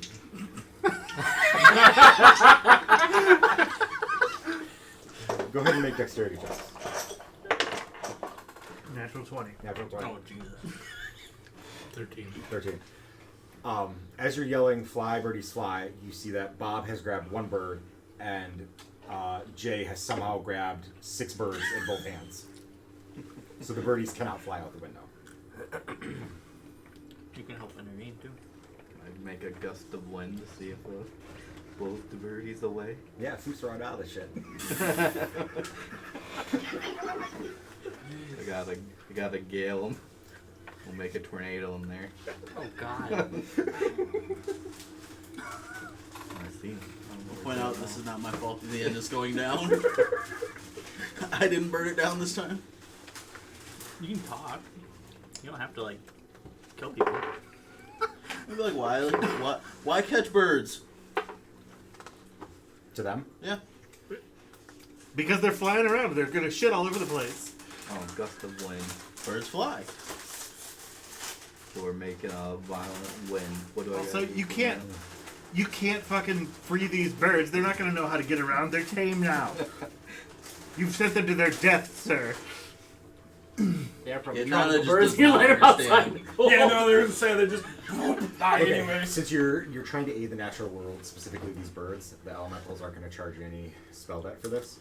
So I'm just going to have you two make fortitude saving throws. 19.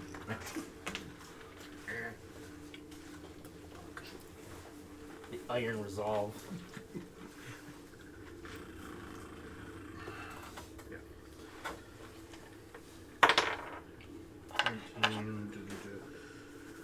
15. What's your DC? It should be 10 plus your thing? Plus your proficiency? Or charisma, excuse me. 15. 15? What did you get, Bob? 19. 19 and 15? Mm-hmm. So Bob and he speaks to the Ragnar speaks to the elementals, and this gust of wind comes at you guys, knocking you around, but you stay standing and you hang on to your birds. I put the bird in my coat. Bird in your coat. And maybe you say something like, "Well, it'll stay warm in here." And Bob doesn't talk. Oh, that's right. Bob doesn't talk. Look at you fucking mama burden over here. Plus charisma. You already added with the spell. The Birdman. It's the Birdman. Yo, Lunchbox, what are we gonna do with all these birds?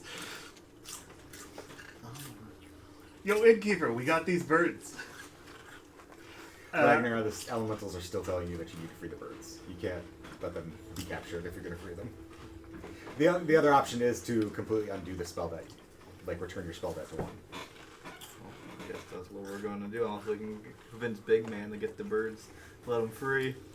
You tried. He would crush those birds. I was going to say, that's why these birds are going to die. They're very delicate. They are very delicate. That is very gentle with animals. We'll reduce it back to 1. Okay, you're going to reduce it back to 1? Alright. Okay, Ragnar is no longer contesting your keeping the birds. Excuse me, sir. If we went through the trouble of getting these birds back for you, could you give us, like, a couple of gold pieces? We'll give you a free room for the night. Deal. Okay. And then you see a little pop up in the right hand corner of the screen that says Ragnar didn't like that. Ragnar disapproves. Strongly dislike that. Hated that. There's no cage anymore, so I guess you guys are hanging on to the birds until he gets a new one. Oh, we got new friends. Alright, after that exciting little bit of party interaction. Anyone else want to do anything? Just for some good karma, I'll just walk the streets. If somebody looks hurt, I'll tend to them. Okay. Alright. Are you adding birds to your inventory? We just gave him back to. Oh, yeah. Alright. And unless anyone has anything else to do, we'll fast forward in time. Alright, it's the next morning. You guys are up and at 'em.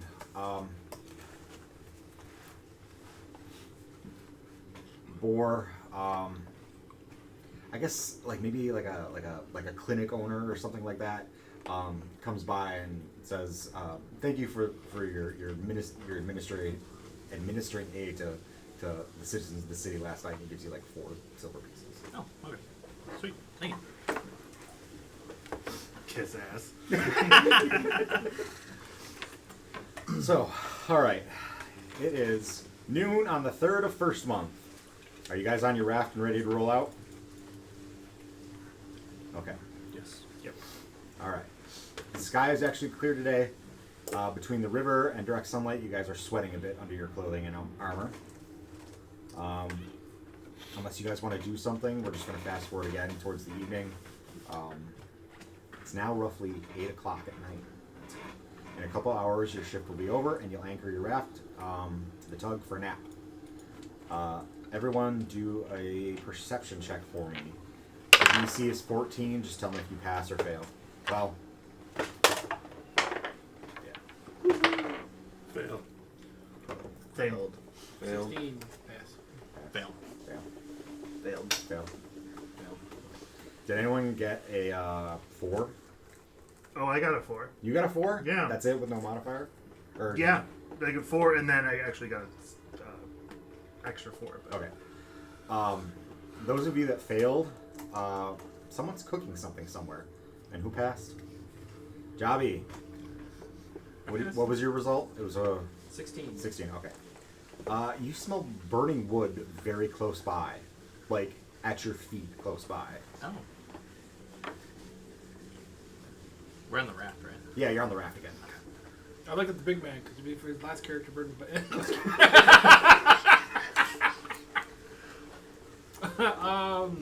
At my feet. Yeah, like you smell burning wood like really close by. I shout, smell fire. I don't know. Something burning. Okay. Everyone, I guess, kind of looks at you like, what? And I smell smoke. Goodness gracious. And then, as you guys watch, a ooze eats a hole in the bottom of your raft and oozes up from the center of it. It is a kind of globular pile of muck. It's the same kind of lurid green as the Connaught Lane River, and you can see like muck and debris, like stones and like bones and shit inside of it.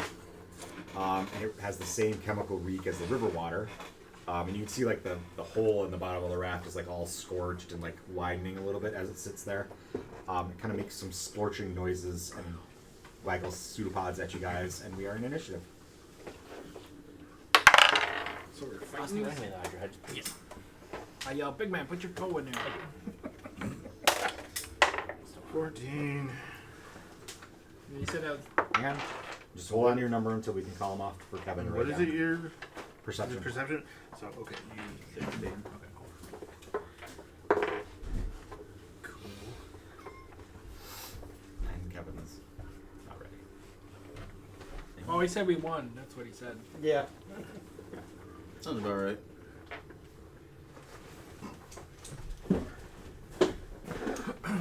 Actually, I got a question. What's I'm that? an expert with my gun. Would that actually be a plus 4. Yeah. Okay.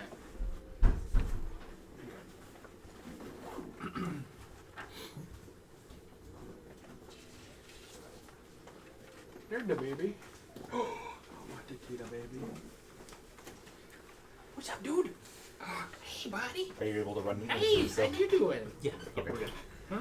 So the ooze that is just squirmed up onto their raft has a 26 initiative. To my wife. No, we take it back here. And Ragnar, initiative 16. 16 for Ragnar. 4. 21. 21 for 4. Okay. Javi, I had. Steve, What did I get? Oh, I got 13. 13. 13 for now. Nana. 19. Bob's. 8. 8. Jay. 18.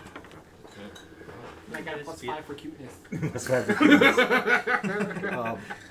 the ooze kind of oozed its way up right at Steve's feet, so it is going to use an action to pseudopod Steve. Would I not be flat-footed because I smelt it, or is it? Yeah, you're not flat-footed. It was sudden, but you guys could see it like oozing up. Okay. So like none of you are surprised. I'm gonna say, does a 18 hit? I assume so. Yeah. Okay.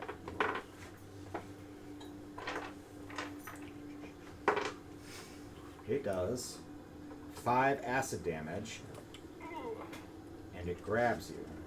Tries to grab you. It automatically grabs onto you.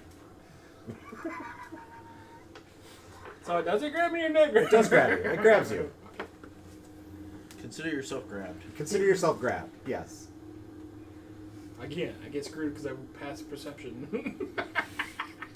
Do you see the bell coming? It does happen to him a lot. It's kind of very comical. Hey! Oh! What's the matter, buddy? Oh What's the matter? Hey!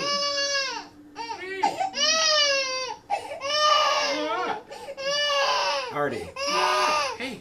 Hey! Come here. Who's that guy? Who's that guy in there?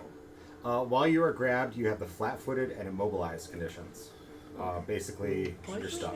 Well, that And you're just a gonna see boyfriend. So, I know Austin's geary. so when you get a second, Steve, make a DC 19 Fortitude save. I can't read that. What that is? Is it 6? That's a 9.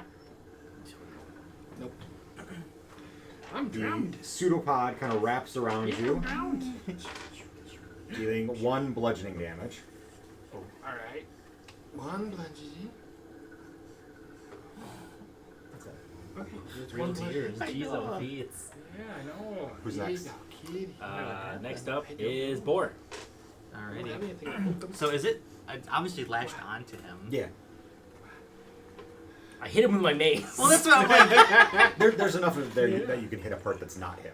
Okay. It's just kind of like trying to engulf his like arm or leg or something. Okay, then I will imbue my weapon with magic again. So like blood just starts coming out of my hand and envelops my weapon, and then I'll take a swing at the little muck thing. Yeah, 7 to hit. That's not gonna hit. Yeah. Come on, Next. ooze. Next is Nana. Come on.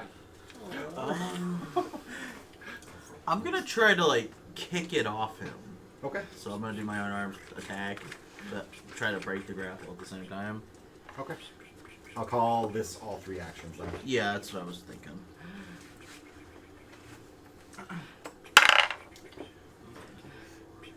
Eight. Its AC is only 10, guys. I know it's an ooze. I know their ACs are low. I'm just like, I rolled a next? 2. Next. Jay. Let's see. Alright. So what I'm gonna do is turn around, inhale, and let out a big breath of acid right at the.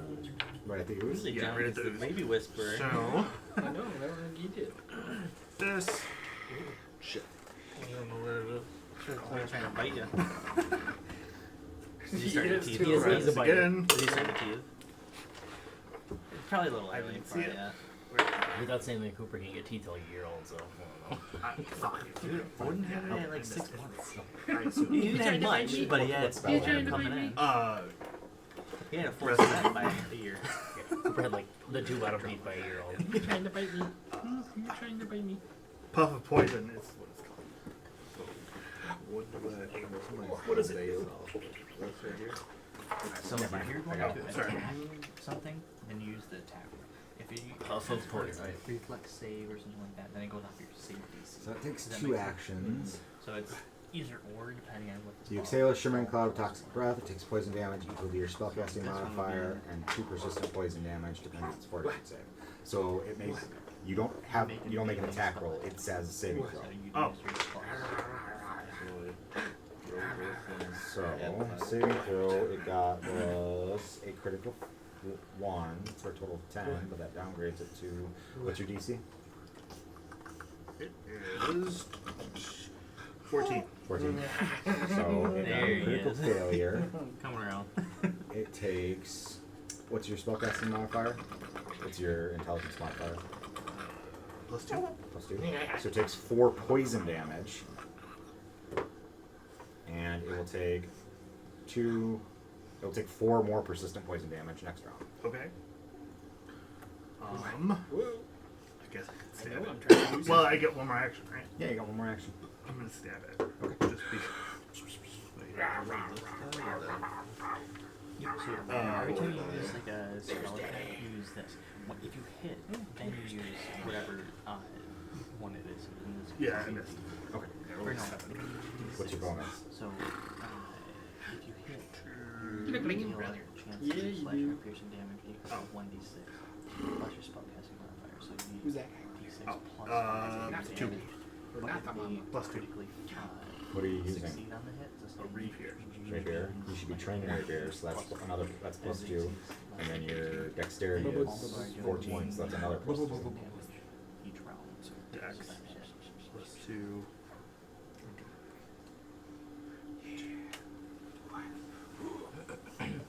Okay, so it's really +6. Okay, that's the 13 that hits. Okay. It's not +6. No? You put a +2 in there. Did you mean to? Well, you said I got a +2 from Dex and a +2 because I'm trained, or is that already? Once I click it, is that already? Yeah, trained. Yeah, your attack bonus is +4. Okay. He smiles when you do it, and then So you got an 11, which is a hit. Yeah, really serious baby. Good. All right. And that's I'm done. I'm done with my action. You have to roll your damage. Oh. What do I roll for a rapier? Is it a D6? I used to do that to my kids, and they would always move their head into it more. I think it's like 1d8. He's gonna eat me. So what quickly just go like. Oh, sorry, 26. Okay. But yeah.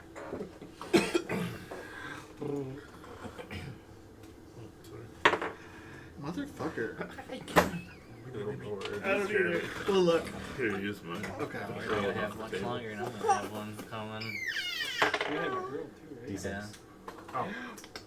Thanks. I Nervous rolled about 20 that. on that, though. Huh? Yes, you did. Curious about that. 2. 2 plus your dexterity modifiers. 4, No, so I'm that's not more worried damage. about They're the same. baby girl. I'm worried about teenager girl Thank you. in high school getting picked on. Like, Alright. Who's next after Ragnar. Alright, so I turn my hand to a giant claw and take a strike at the ooze. Don't bite me. No, don't bite me. 19. That's a hit. Boom. Almost a crit. so use a D6. So just, Right. and So then 10. 10 damage. 10 damage. Particular type, piercing, slashing, Oh, piercing. piercing. 10 piercing damage. 7. Who's next? Steve. So let's see. I'm gonna shoot at my own foot. Yeah! You're losing toes if it's a crit. I got a 19 plus whatever. That's a crit. That's a crit. Its AC is 10. 19 plus whatever is a crit. So roll damage. So I got 3 plus, I think it's 4. Yeah. So 7. 14 damage. 14 damage? Well, I'm flat-footed. Is that minus in? No, I'm not going to blow up the toe. So you got a 7. It was a crit. So that's 14 damage. It's only 7 damage. Oozes are immune to critical hits. But still, good turn. Well, I got 2 more roll, right? Oh, yeah, you got more actions. Go ahead. So I'll use my Go finger. So I'll take my knife, and that misses. That's a 10. 10 hits. Oh, 10 hits. Then that would be. Oops, that was a. Oh, Excuse you. goodness. God, me. How do you think John feels? That would be another 7 damage. So 7 damage. Oh wait, that was. I got a -5, so it was only 5. That does not hit. Nope, that doesn't hit either. What weapon are you using? I was gonna use my knife. I think not. Daggers are agile for future reference, which means it's only +4 or -4. So his is kind of indifferent, weird though, because he's doing a gunshot, then a knife attack. Yeah. We'll When look you- into that more. When you use the dagger for additional attacks, it's only a -4 and a -8 Oh, because it's got the agile trait.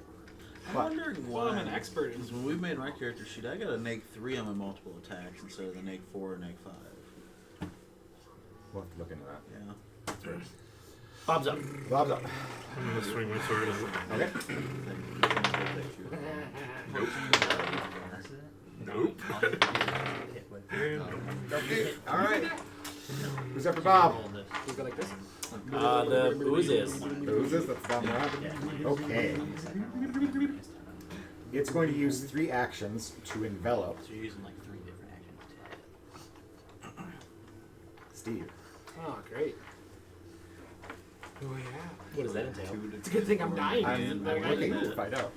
Well, it's 2 different actions. Yes, I am. I'm dying. So, Oh, he's role playing the ooze. And then on the next Yeah, one, you get I'm in double fire baby. okay, so Cute you are baby enveloped. So that is going to be 1d6 plus 2 acid. Let me see. Something like that. Oh, it's only 1 time.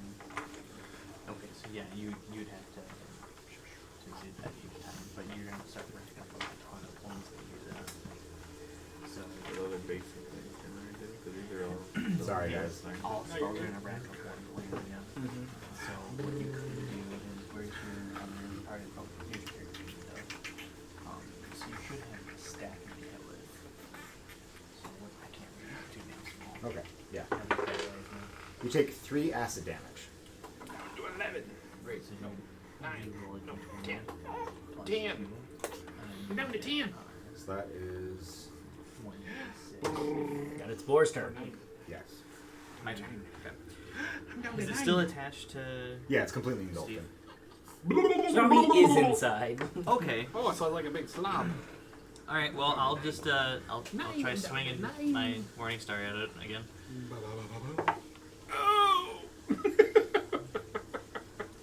14 to hit. That hits.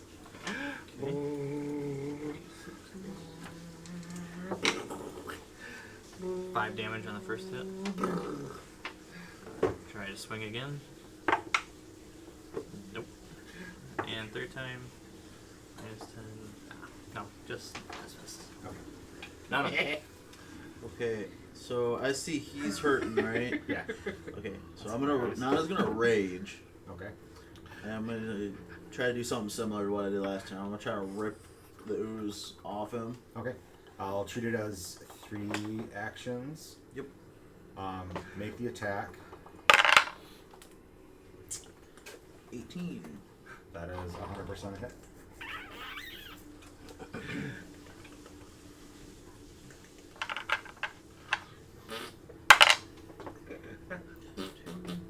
Seven damage.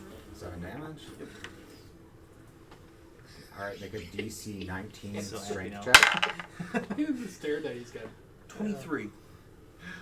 You punch and tug the ooze off of Steve. I imagine just going in and just grab. Oh yeah. Nice. Alright, I'm Jay. free. Jay. Oh, sorry.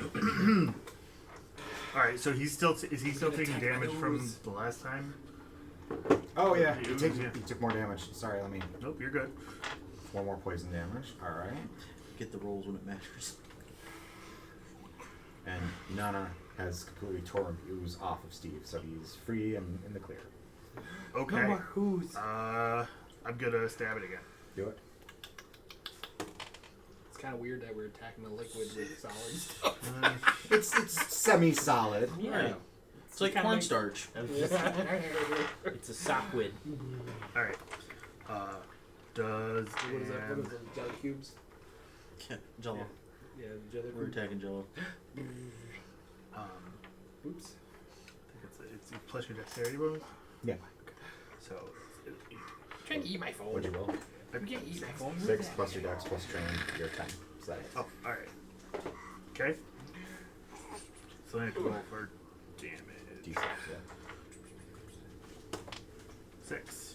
Plus 2 is 8. 8 Yep. damage. Okay, let's do that again. 14 plus. Should it be 6? Should be plus 4. What are you doing, mister? So What are you 18, doing, mister? which hits. So 14 plus 4 is 18. Yeah, that hits. 4. Plus your dexterity modifier is 6 for damage. Yep. So, the ooze has been sufficiently cut up and just kind of deflates and sinks back out the hole that is now in your boat, which you should probably patch up. I'm not gonna do that. Is there extra wood? Yeah. You guys put a piece of wood over the hole. That's all I wanted. That's all I wanted. Well, wasn't a trick question. We do do that. the thing. Okay. You got All right. booties. You got booties coming. You got booties coming. You have successfully kept your raft from sinking and defeated the ooze. You whining too much. You're gonna go back to your daddy. So, Yeah. I think he wants to. Yeah. Who's that guy? Hey, ready? Ready? all right. Tell daddy catch. Eventually, you Whee! guys anchor your raft to the tug and get your nap time, and the night passes uneventfully. See, I'm free from the ooze. Free from the ooze. There you go. So, it is now 11 a.m. on the 4th of first month. The sky is clear and the sun is shining as you roll into the delta and the docks of Little Ranu.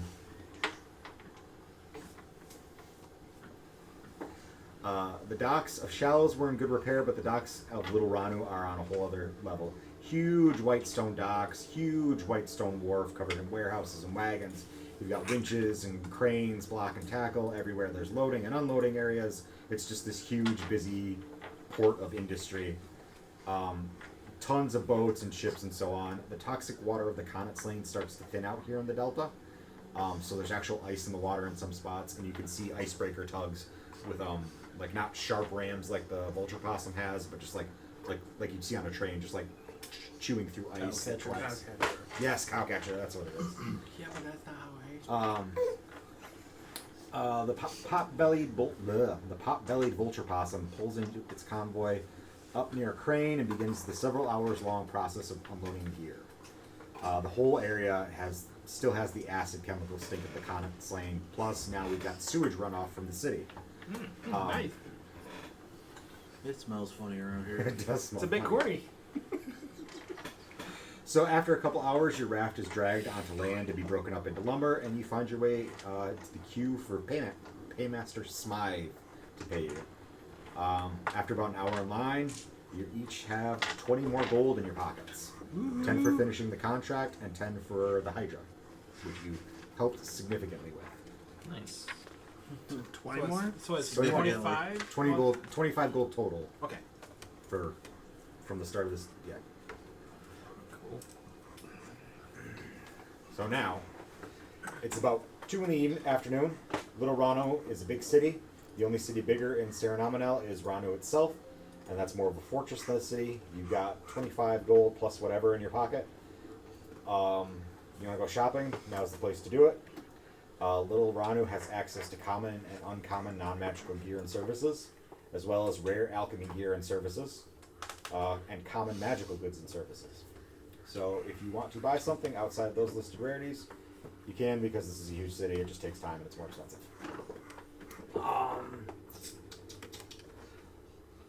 It's cold and wet and everything is covered in snow. What's your next step? You can look for work, find a place to stay, get food. There's boxing, duels, vulture possum fighting, dog fighting, libraries, plays. Possum fighting. Vulture possum fighting. Oh, I thought you said possum. It's like... That wouldn't be that exciting. They'd fall over. Which one plays dead the longest? I recently learned that when possums play dead, it's not an optional thing. Like, they're not actually playing dead. It's like a seizure. Is it like the fainting goats? Yeah, they just do it, and they can't stop doing it until, like, after a certain amount of time passes. Yeah, it's hard to know if they're dead. We caught a couple in traps before and handed. Surprise! Surprise, they ain't dead. There are job boards all over the place. You can find work. There's an inn called the Prancing Palomino if you want to take a nap.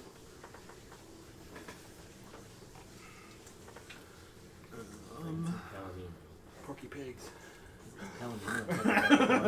Creature. Palomino, it's a type of horse. It's a modern type of horse. I don't know.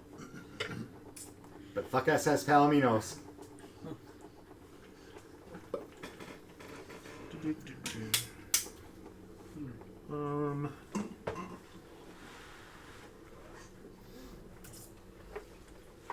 You guys just want to wander around the city and wait for something to happen? Yeah, basically. No, That sounds good. I think I'm gonna go buy a shield. You gonna buy a shield? Yeah. Are you proficient in shields as a rogue? Good question. Maybe that's why I don't have one. Used to be bucklers. I think he asked that question. I don't remember when we did the setting up everything. Oh yeah, you're right.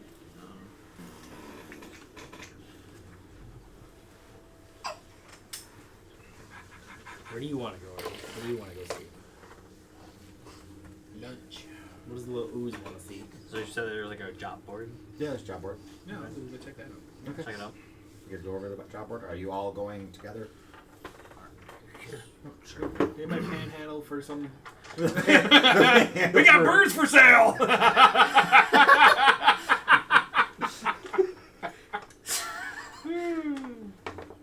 This is going to be the thing that gets brought up whenever you're talking to the elementals. They're like, why didn't you rescue those birds? How can we trust you ever again? Tried. I swear. You hang around idiots! That guy's life. Easy for you to say. You're going to be stuck on a raft with him for a week and a half. Alright, so Right. you find a job board. Very Witcher 3, it's a little board, it's got contracts on it and stuff. So, Little Very cool Witcher tabs. 3, so we just take them all. Just take them all, and don't even read them. They'll just Yeah. pop up in your quest log. You gotta do these three before you do the main one. So you find a bulletin board with a job listing for competent security agents needed for overland travel to the wild. What's next? Okay. I don't feel like I qualify as competent. Yeah, that's what I was Yo, thinking. man, that sounds hard. Let's go get some breakfast. I mean, I gotta think. That's good. There's an address in Little Ranu listed, and the contract issuer is listed as Revis Allure. There's no payment. Like, it's not like do this for 500 gold. It's just a job, like come apply kind of situation. Okay. Does anyone have any knowledge of politics or Serenamina lore or anything like that? Doesn't sound familiar. Doesn't sound okay. Nope. Does anyone have a bonus higher than +1 to society? The hell's Yeah. Society? I do. Yeah. No. Okay. You would know then that you have +5. You know this too. In Serenominal, there are only 2 official government I got a lords, -2. kings and lords. There have only ever been 2 kings, Andorian and Evander. But there are dozens of lords overseeing various aspects of the country. Revis Allure isn't a lord, but he is the right-hand man of a man named Lord Brock Channing, the lord of taxation in the country. He loves them. Yeah. With your +5, you would know that Lord Brock Channing is an elderly human with no heirs, and it's assumed that Revis Allure will succeed him, assuming the kings approve the appointment. Yo, which one of us gets to be his missing son? Robin Hood, I'm back. 30 seconds for the campaign to derail. I love it. You set yourself up for I this. did set myself up for that.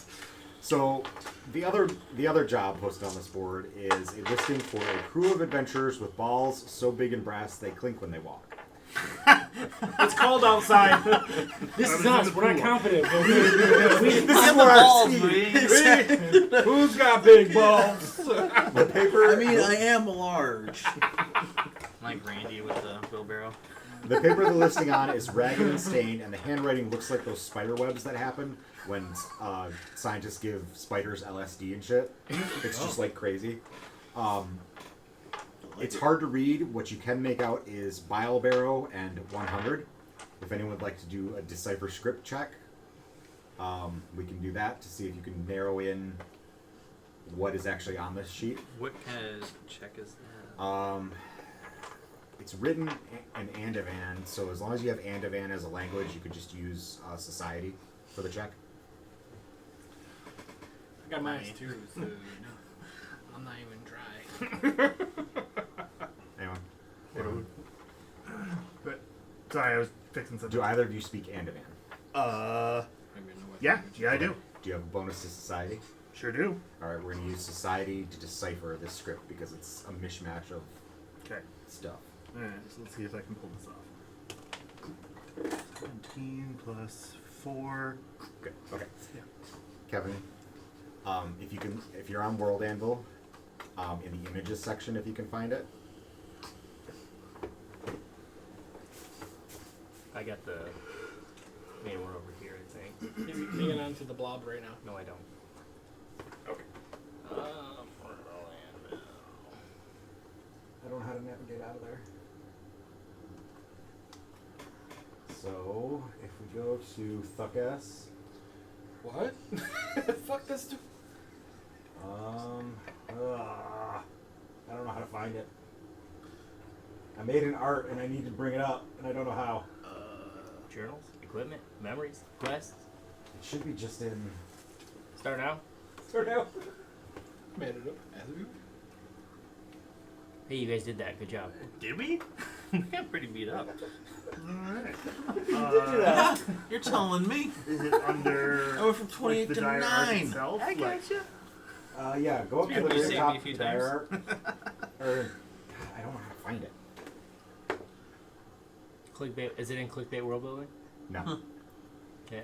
It is. Probably should have told you this beforehand so you could be prepared. You know. Why would we want to do that? Alrighty, we don't want to do that. Can you go back to the regular main interface? Like, Click on Thuckass. Nope. That's not it. we already did this part. Fucking dance. That's what I think of every time. Exploring the wild. No. World Alice. Fuck this. Colorado. Other. Here, we'll do this. We'll do it this way. So when you're deciphering the script, Looks you like he's find diving. this symbol hidden in the spiderwebby writing. Okay. Okay. There. That was easy enough. It's a dude diving. This is what you try. You have to try to be fancy. Yeah. 2 triangles and a circle. Fighting me. Oh.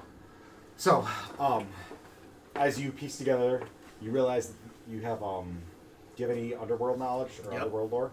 Sure do. Okay. What's your bonus? 4. Or what's your underworld lore bonus? 1. 1. Okay. Between the two of you, you figure out this is a job for someone who works for the Shadows, which is the Thieves Guild in Sarah. Phenomenal. And the job is to meet someone in Bilebarrow Outpost using thieves' cant like symbols to investigate the wild to see why shadow magic works weird there. Yeah. We're gonna die. Yeah. And so that job's back where we came from, and That's then back in the wild. Yeah. and then the other job is The other job is here in the city, escorting a rich guy to the wild. Oh, we can do that job and get free. Can we Hey, see what the wild is on the map? Or wait, I have can it, zoom don't out. I? That's the wild. Oh, okay. Okay. The wild is a primeval place of nature where the nation of Askinet used to rule from. That's why the whole region is named after it, because it was the predominant nation there. It and Andalusia were not enemies, but they were competing for claims. Askinet has been defunct for hundreds and hundreds of years. Is there any settlements in there? Probably, but they'd be ruined. Serenominal is trying to colonize the wild to steal its resources because everything. The trees are huge. There's lots of dragons. There's lots of big animals and stuff.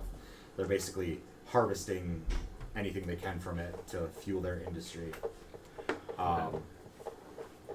Askinet was very closely linked with the elementals.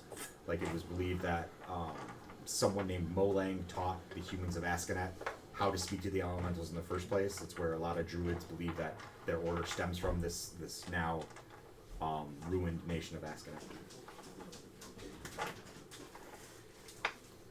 Is it just transporting that person to the wild or through the wild? All you know is what's on the board right now. What are you guys thinking for the jobs?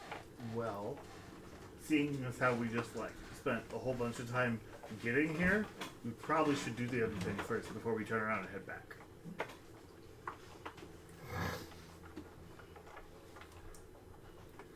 So you guys are sitting here talking this out, trying to figure out what you want to do, if either of these jobs appeals to you. And a human approaches your group. He's middle-aged, head and face shaved clean. He's wearing like this snow-white tunic with a black vest over it, black trousers, very nice black shoes with silver buckles on them. As a nod to the weather, he's wearing a very thick black coat with the hood drawn up. On the left side of his vest, over his heart, stitched in silver thread, is a circle with 8 lightning bolts radiating out of it, like compass points. And in the center of the little circle is a skeletal tree. Do you need me to bring it No, up? it's fine.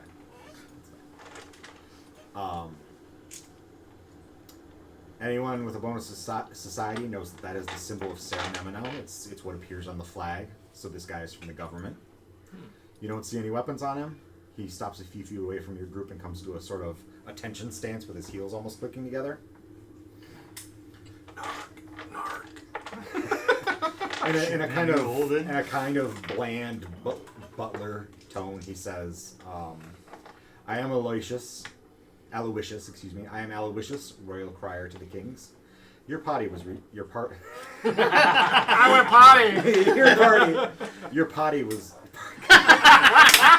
Yes. We broke him. I'm having a stroke. Your party was contracted with the Salkinov Transport Company, LLC, as guards for the pot-bellied vulture possum. The kings request your presence at your earliest convenience. Present yourselves at the Undergate, and Thunderjacks will escort you to the kings. Anyone with a perception higher than +0 knows that wasn't really a request, and earliest convenience means now. Anyone have a background in the military, or military lore, or warfare lore, or anything like that? These are just general questions and opportunities for you to say like background things about your character and to just decide. Yeah, I know about warfare. Yeah, but with the blood mage thing, didn't I have to basically be like not remembering my background for the most part, like because I went through some sort of traumatic event? No, you just died.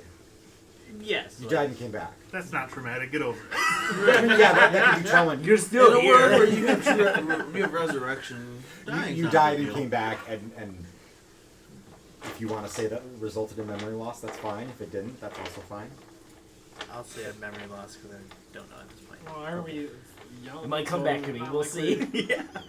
I'm gonna say I'm young and don't know anything That's other fine. than this That's is my fine. first job. I just wanted to make it clear that like I'm not asking Yeah. you if you guys have specific skills. I'm giving you an opportunity to say, yeah, I know about warfare, and that's all it is. Like, I served back in Nam. yeah, exactly. Yeah. Where were you stationed? Okay. Curtain. So, and he kind of looks at you guys expectantly. Where is this at? The undergate, it's a big, huge gate. There's a land bridge. If you zoom into Little Ranu, That's where I was, but you made me zoom out. sorry, That's you can me. see those land bridges there. Oh yeah. That leads to the undergate, and there are signs and signposts and street names and everything, so it's easy to navigate to there. Okay. Do you have any questions for him before he fucks off into the wilderness of the city? How did you get our names? The kings know everything. Sounds like bullshit to me. And they certainly know if a Hydra was battled on the Comet Slain. Okay. It's a very uncommon event. But did you die? Maybe that's what they're asking for. All right. All right. Okay. He walks away. Do you guys want to go to the Undergate? Yeah, probably. Yeah, sounds like we kind of It have sounds to. like, yeah, I was gonna say. Whether it's by choice or not. Why is he not? Why is he not going with us? He's going a different way. Oh, okay. So he's just like. He's just flying away. He flew away. Yeah. Yes, we choose to go to the Undergate. So, you guys find your way following signs to the Undergate. The path to the Undergate is incorporated into the Delta itself by two massive, miles-long bridges of white and black stone built into a checkerboard pattern. The scale there is each square is about 30 miles. So, and those bridges are to scale. So they're huge, huge stone bridges.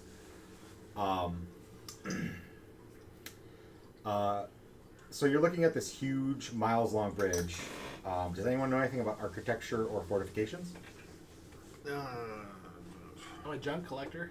You're what? A junk collector. You probably don't know about architecture then. Well, actually, I have engineering lower. That would be sufficient. There you go. What's your bonus? Looking that up right now. 2. 2. That is more than sufficient to know that those bridges should not physically exist. It is physically impossible for them to be that long and that heavy and still like solid. They should have crumbled years and years ago. The Romans built it. Like there's no foundations with supporting columns in the water, no support arches. It's just It's a two flat. freestanding It's a ridge. freestanding rock, Ooh. black and white rock in a checkerboard pattern. Sweet. Doing the hopscotch. Exactly. So you approach the bridge to the Undergate, and you can see a herd of 24 Thunderjacks. Thunderjacks are like the elite soldiers of Saranaminel. They mostly guard Ranu itself. They have lots of storm and lightning imagery on their gear. They're very butch soldier guys. Lots of different kinds of weapons and armor. A couple firearms, but not a lot. You are a blood mage. You are an eldritch trickster. You would probably know that they're called the Thunderjacks because all of them are like lightning and storm sorcery guys. Like they like to shoot lightning bolts and shit. They all have a black cloth mask covering their faces from like the nose down, so it's just like eyes. One of them sees you guys approaching and steps out and says from behind his mask, "You from the Potbelly Vulture Possum?" Yes. Come on. I assume you guys go. Yeah. Or you don't. Will there be snacks? Do you ask? Yeah. No. I reluctantly follow. So the Thunderjacks kind of surround you guys, and your group starts walking on the bridge itself. It's cold. There's not a lot of wind, but there's no buildings or geography to break its force, so it's just cold, cold wind. The bridge is about 100 foot wide, and you kind of walk down the middle of it. The Thunderjacks don't talk to you. Do you guys talk to each other? Discuss anything? Just maybe point out stuff we see, maybe? Okay.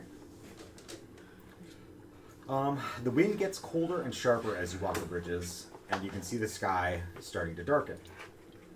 After a couple hours of walking in the biting wind, you reach the Undergate itself. It's built into the rocky terrain that Ranu is built upon. The rock face is perfectly flat for a couple hundred feet straight up, and then you can see the walls of Ranu itself, as well as a bunch of catapults, ballista, etc., aimed in the general direction of the bridges you just walked. Directly ahead of you, though, is a large gate of wood and metal with about 24 or so Thunderjacks hanging around, leaning against rock and sitting on stools. The gate itself is about 15 feet wide and 20 foot tall. The first layer is a closed portcullis with thick metal bars. Second layer is thick wooden doors with plates of metal bolted onto them. Standard kind of castle-looking stuff. The Thunderjacks around you, one of them flashes some hand signals at the other group, and the gate just kind of opens. There's no lever, no one presses a button, but the portcullis goes up. The doors open up. Beyond the doors is a 20-foot long space, and then another portcullis. You guys go in. The doors close. You hear the portcullis go down, and they produce a bunch of burlap sacks and say, "On your heads." I'm allergic. We could just knock you out if you're allergic. What are we going to see Hannibal next? Is it big enough to fit over my head? Yes. I instantly start scratching. Seems odd. It is odd. Anyone object? Do we start a fight, or do we go along with the flow? Let's just go with it. There's You know, probably these- we're you know, this bag outnumbered, smells like so farts. yeah. You're outnumbered in a small confined space. Alright. And, we- Against how are- dudes named Thunderjacks. and plus, there's like we just heard like 15 gates close behind us, so it's like how. We're gonna So- start a coup. Yeah. Chances are a dozen Thunderjacks are stronger than 3 dead bodies. Listen, I pulled one out. There's 2 dead bodies. Okay. So they pass. Your group of Thunderjacks passes you on to a new group of Thunderjacks, and you guys stumble forward. Down, you assume, stone passages for about 2 hours. There's no light shining through the holes in your burlap sacks. Does anyone try to peek through? I'm afraid to. Yeah, I'll try. Why not? Okay. It's pitch black passage. Oh, okay. Yeah. They don't try to stop you. Like, you're rustling your burlap and kind of no one stops you.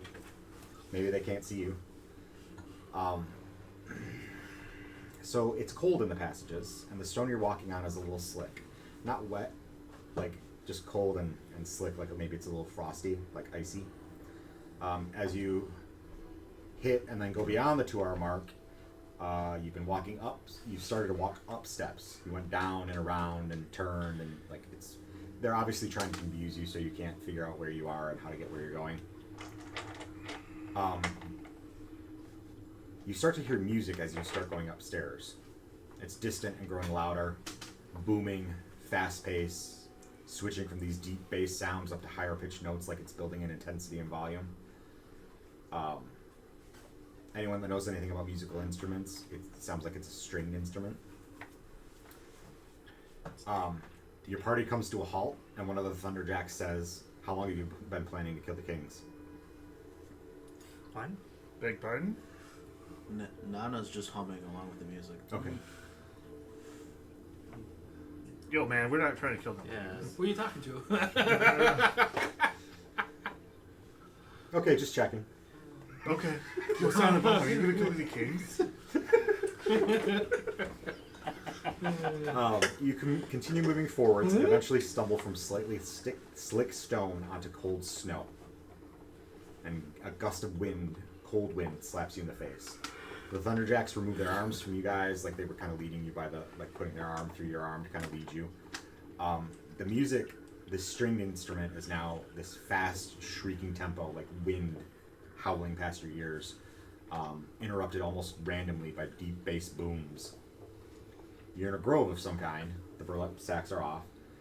It's a couple 100 yards across. It's this circular grove. You can see walls at the edges of the area rising above your heads to the stone walls of Ranu.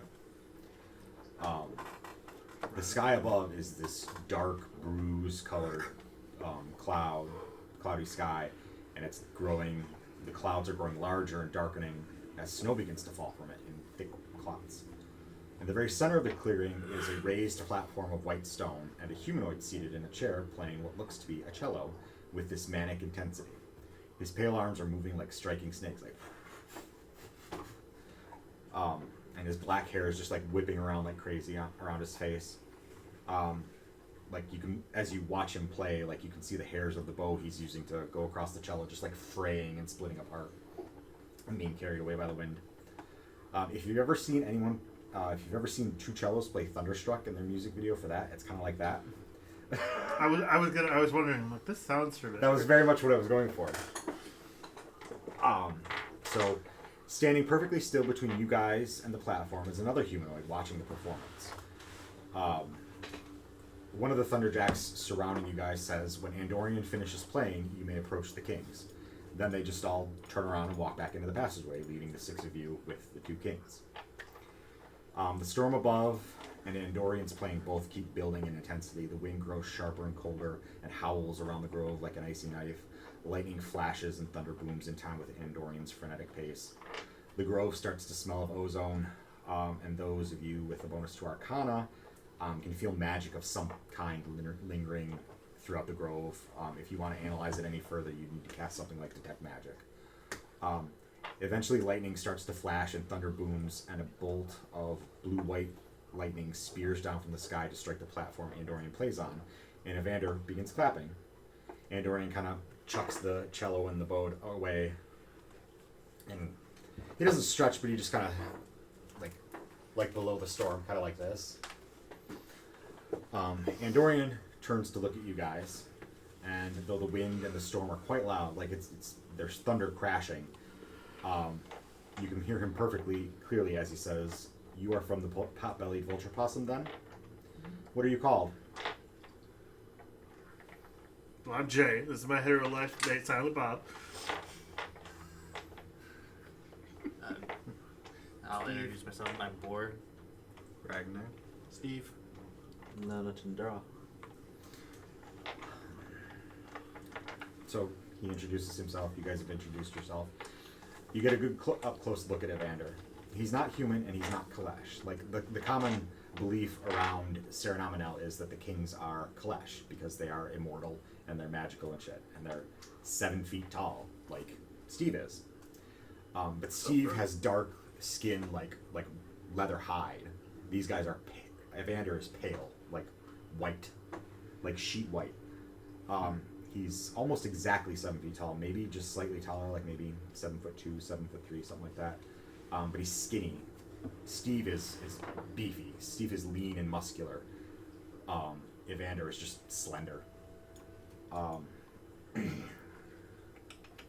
His face is thin with high cheekbones. He's got a small nose, almond-shaped eyes. His lips are thin, but they're red like wine or blood.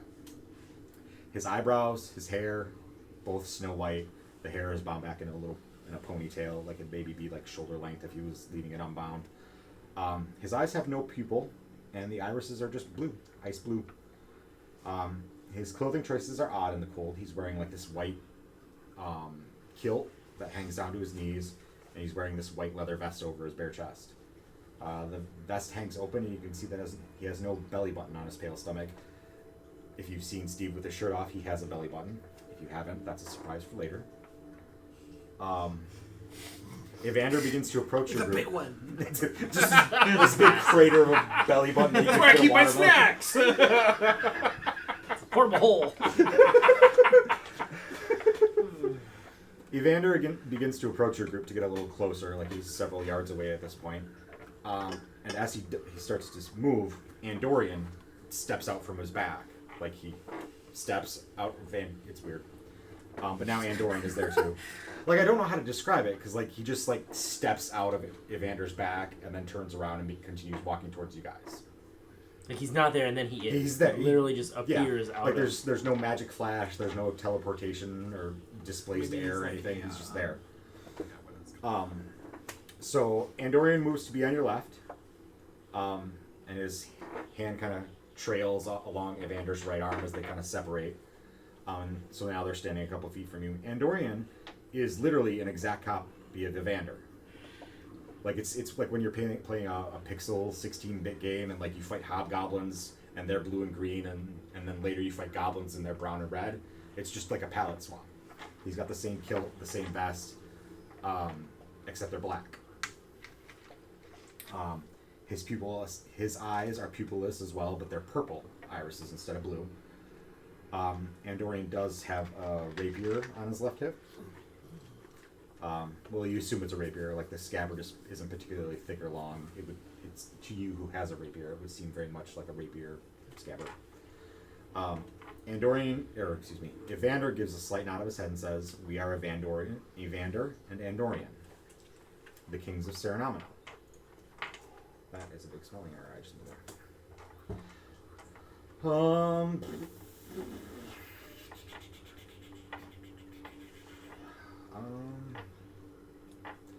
go ahead and make a perception check for me.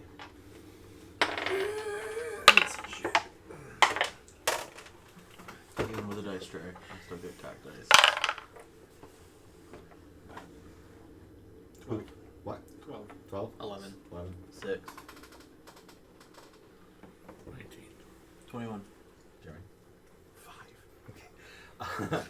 Nana and Bob notice something weird. They're standing in front of you, and they're completely still.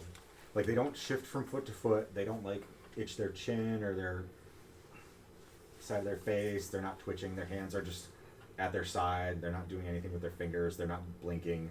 Their chest isn't moving like they're drawing in breath to breathe. They're just still. Very, very still.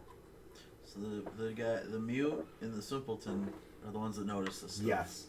What did I say about you guys? Their skin is also weird. I got a 12. Like it's just smooth. There aren't any wrinkles. There aren't any like you can see like even not fit people have like veins standing out in their hands and stuff. Like it's just smooth skin. They don't have any scars either, which is weird because they both fought in tons of battles in history to develop Serenominal into a nation. And you're pretty sure that they don't have nipples either because sometimes the wind moves their vest and it's just smooth skin. Andorian just went psycho on the cello as well, and he's not sweating. Like his hair isn't damp. It's just he was playing cello like it was a full contact sport, and he's not sweating at all. Pale men strange. That's what Nana will say. That's what Nana will say. Evander looks at you. We've heard that your convoy, and you specifically, fought a Hydra upon the Connaught Slain River and assisted the voracious swamp fart in dragging the Hydra away from the tug leading your convoy. The voracious swamp fart is the airship. This particular Hydra is known to us and has caused untold damage in the harbor and the delta to near Little Rano. It unfortunately escaped the voracious swamp fart, but is now one head weaker, in part due to your efforts. For this, we have decided to award you a medal that we just made up and to offer you a job. The medal comes with a small cash purse as well. From his vest, which has no pockets, he produces 6 little boxes. Like almost like a watch case or a jewelry case, like that. And he tosses the boxes to you, and gusts of wind just carry it right to you to grab out of the air. And then another wind comes and carries 6 sacks of jingling coins to you guys. If you were to hypothetically open up the box, you would see that each one has a small bronze pin in the shape of a snowflake. Shiny. All right. Oh, it's just... Yeah, that'll work. Okay. Is it bronze? Yeah, little bronze snowflake pin. If you look in the bag of coins, you have an additional 25 gold pieces each. Ooh, then we got 50.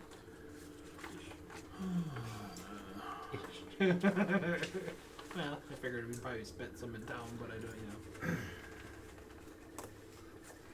Evander says, "Well done, warriors. We are impressed. Have you any pressing matters to attend to, or do you have any interest in taking a contract with myself and my love?" I don't think so. We Is don't there have anything we anything have to take care of back home? I have 2 tasks. Both are matters of diplomacy. The first is that we wish to establish diplomatic relations with the Mad King of Andaluvia. Not as functionaries or as heirs or advisors. They are useless and prone to delay tactics and meaningless verbal frivolities. The man himself directly. The nation of Andaluvia has long been hesitant to allow outsiders within, and the designated parties, diplomats, advisors, etc., have rebuffed all attempts at official communication. We have sent many diplomatic parties in the past with no success. The Red Garden remains a nearly impenetrable defense. It is our hope that your party may be able to succeed with sword and spell, where our diplomats have not with words. Does anyone have any knowledge of nature? You would, right? Got plant war. Well, Nature, yeah. As a druid, you have heard of the Red Garden. It is this voracious cave system full of completely carnivorous plant life that Andaluvia is mostly barren rock.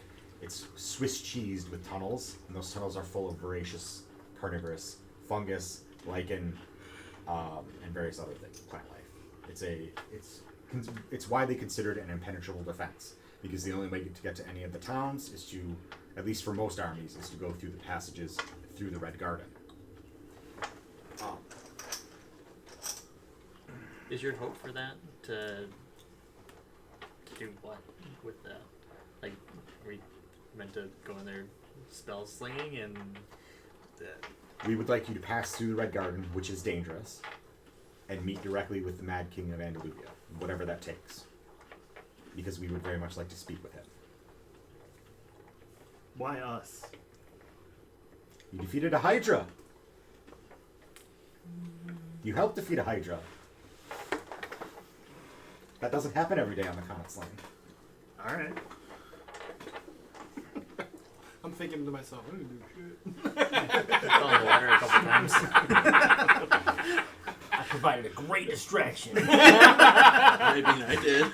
I booped it on the snoot and got eaten.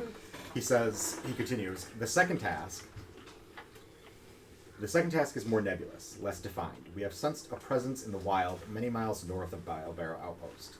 If you have a cartographer's map, the coordinates are 26Z. Our agents in Barrow attempted to set up a settlement there at the base of the mountains at something those same agents dubbed the Lake of Swords. This presence is potent enough that it has killed soldiers, 3 Thunderjacks, and 24 settlers. We would like you to investigate this presence and find out its nature and why it did so. If it is intelligent, we would like to parley with it. If it is monstrous, we would like you to kill it or subdue it for our chemists and researchers.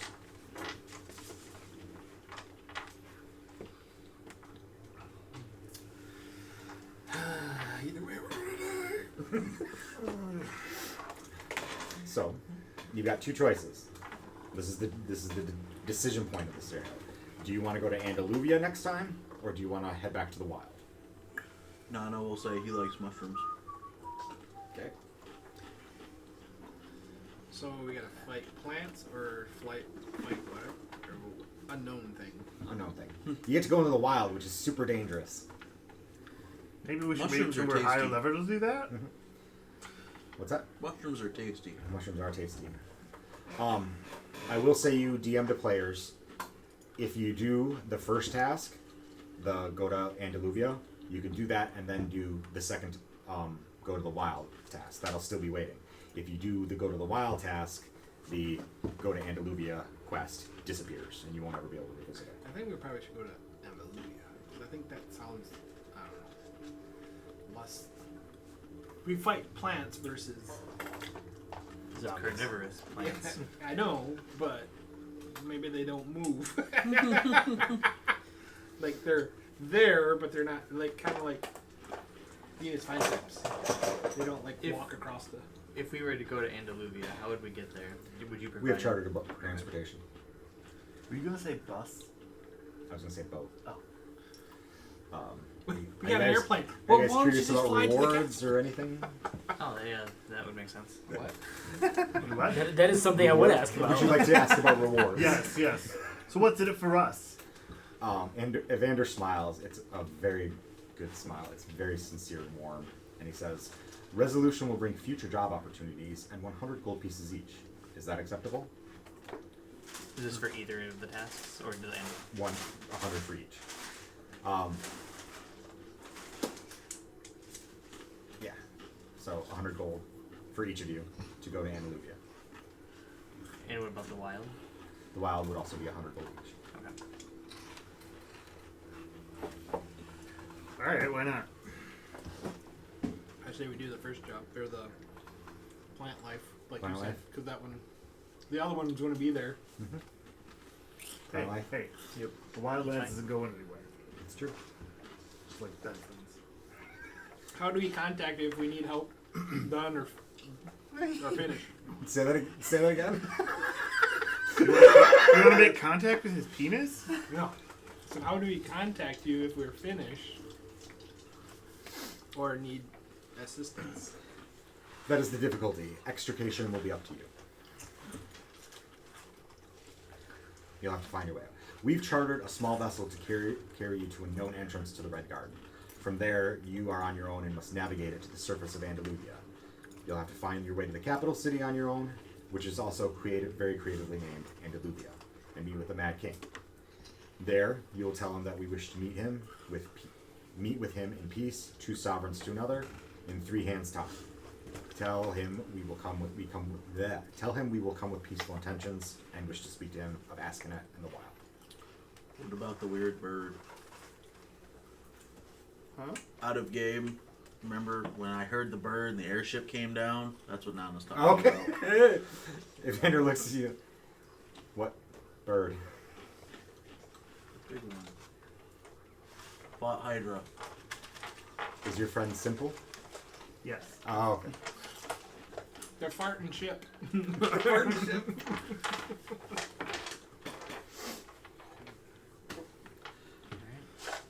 I guess we'll go for the diplomacy. Okay. All right. Sounds good. Excellent. More dialogue. Where are we? Evander smiles now that you guys have accepted. And he shows a lot of perfectly arranged white teeth and says, "We are pleased." Are they sharp like mine? No, they're not sharp teeth. Just normal human-looking teeth. So, that's session 1 of the Dire Arc, Herculean Greenwater Rafting. You guys have made a decision to go to Andaluvia, so I'll make the next scenario I make. We'll factor that in, and we'll basically pick up right here. Okay. Okay. You're all level 2 to give you some more padding for the next session. Typically, I don't quite do milestone. I do kind of like what feels right to me for what you've been through in the between sessions. It usually ends up being like every other. My preference is to start players at level 3 because that gives you some padding with hit points.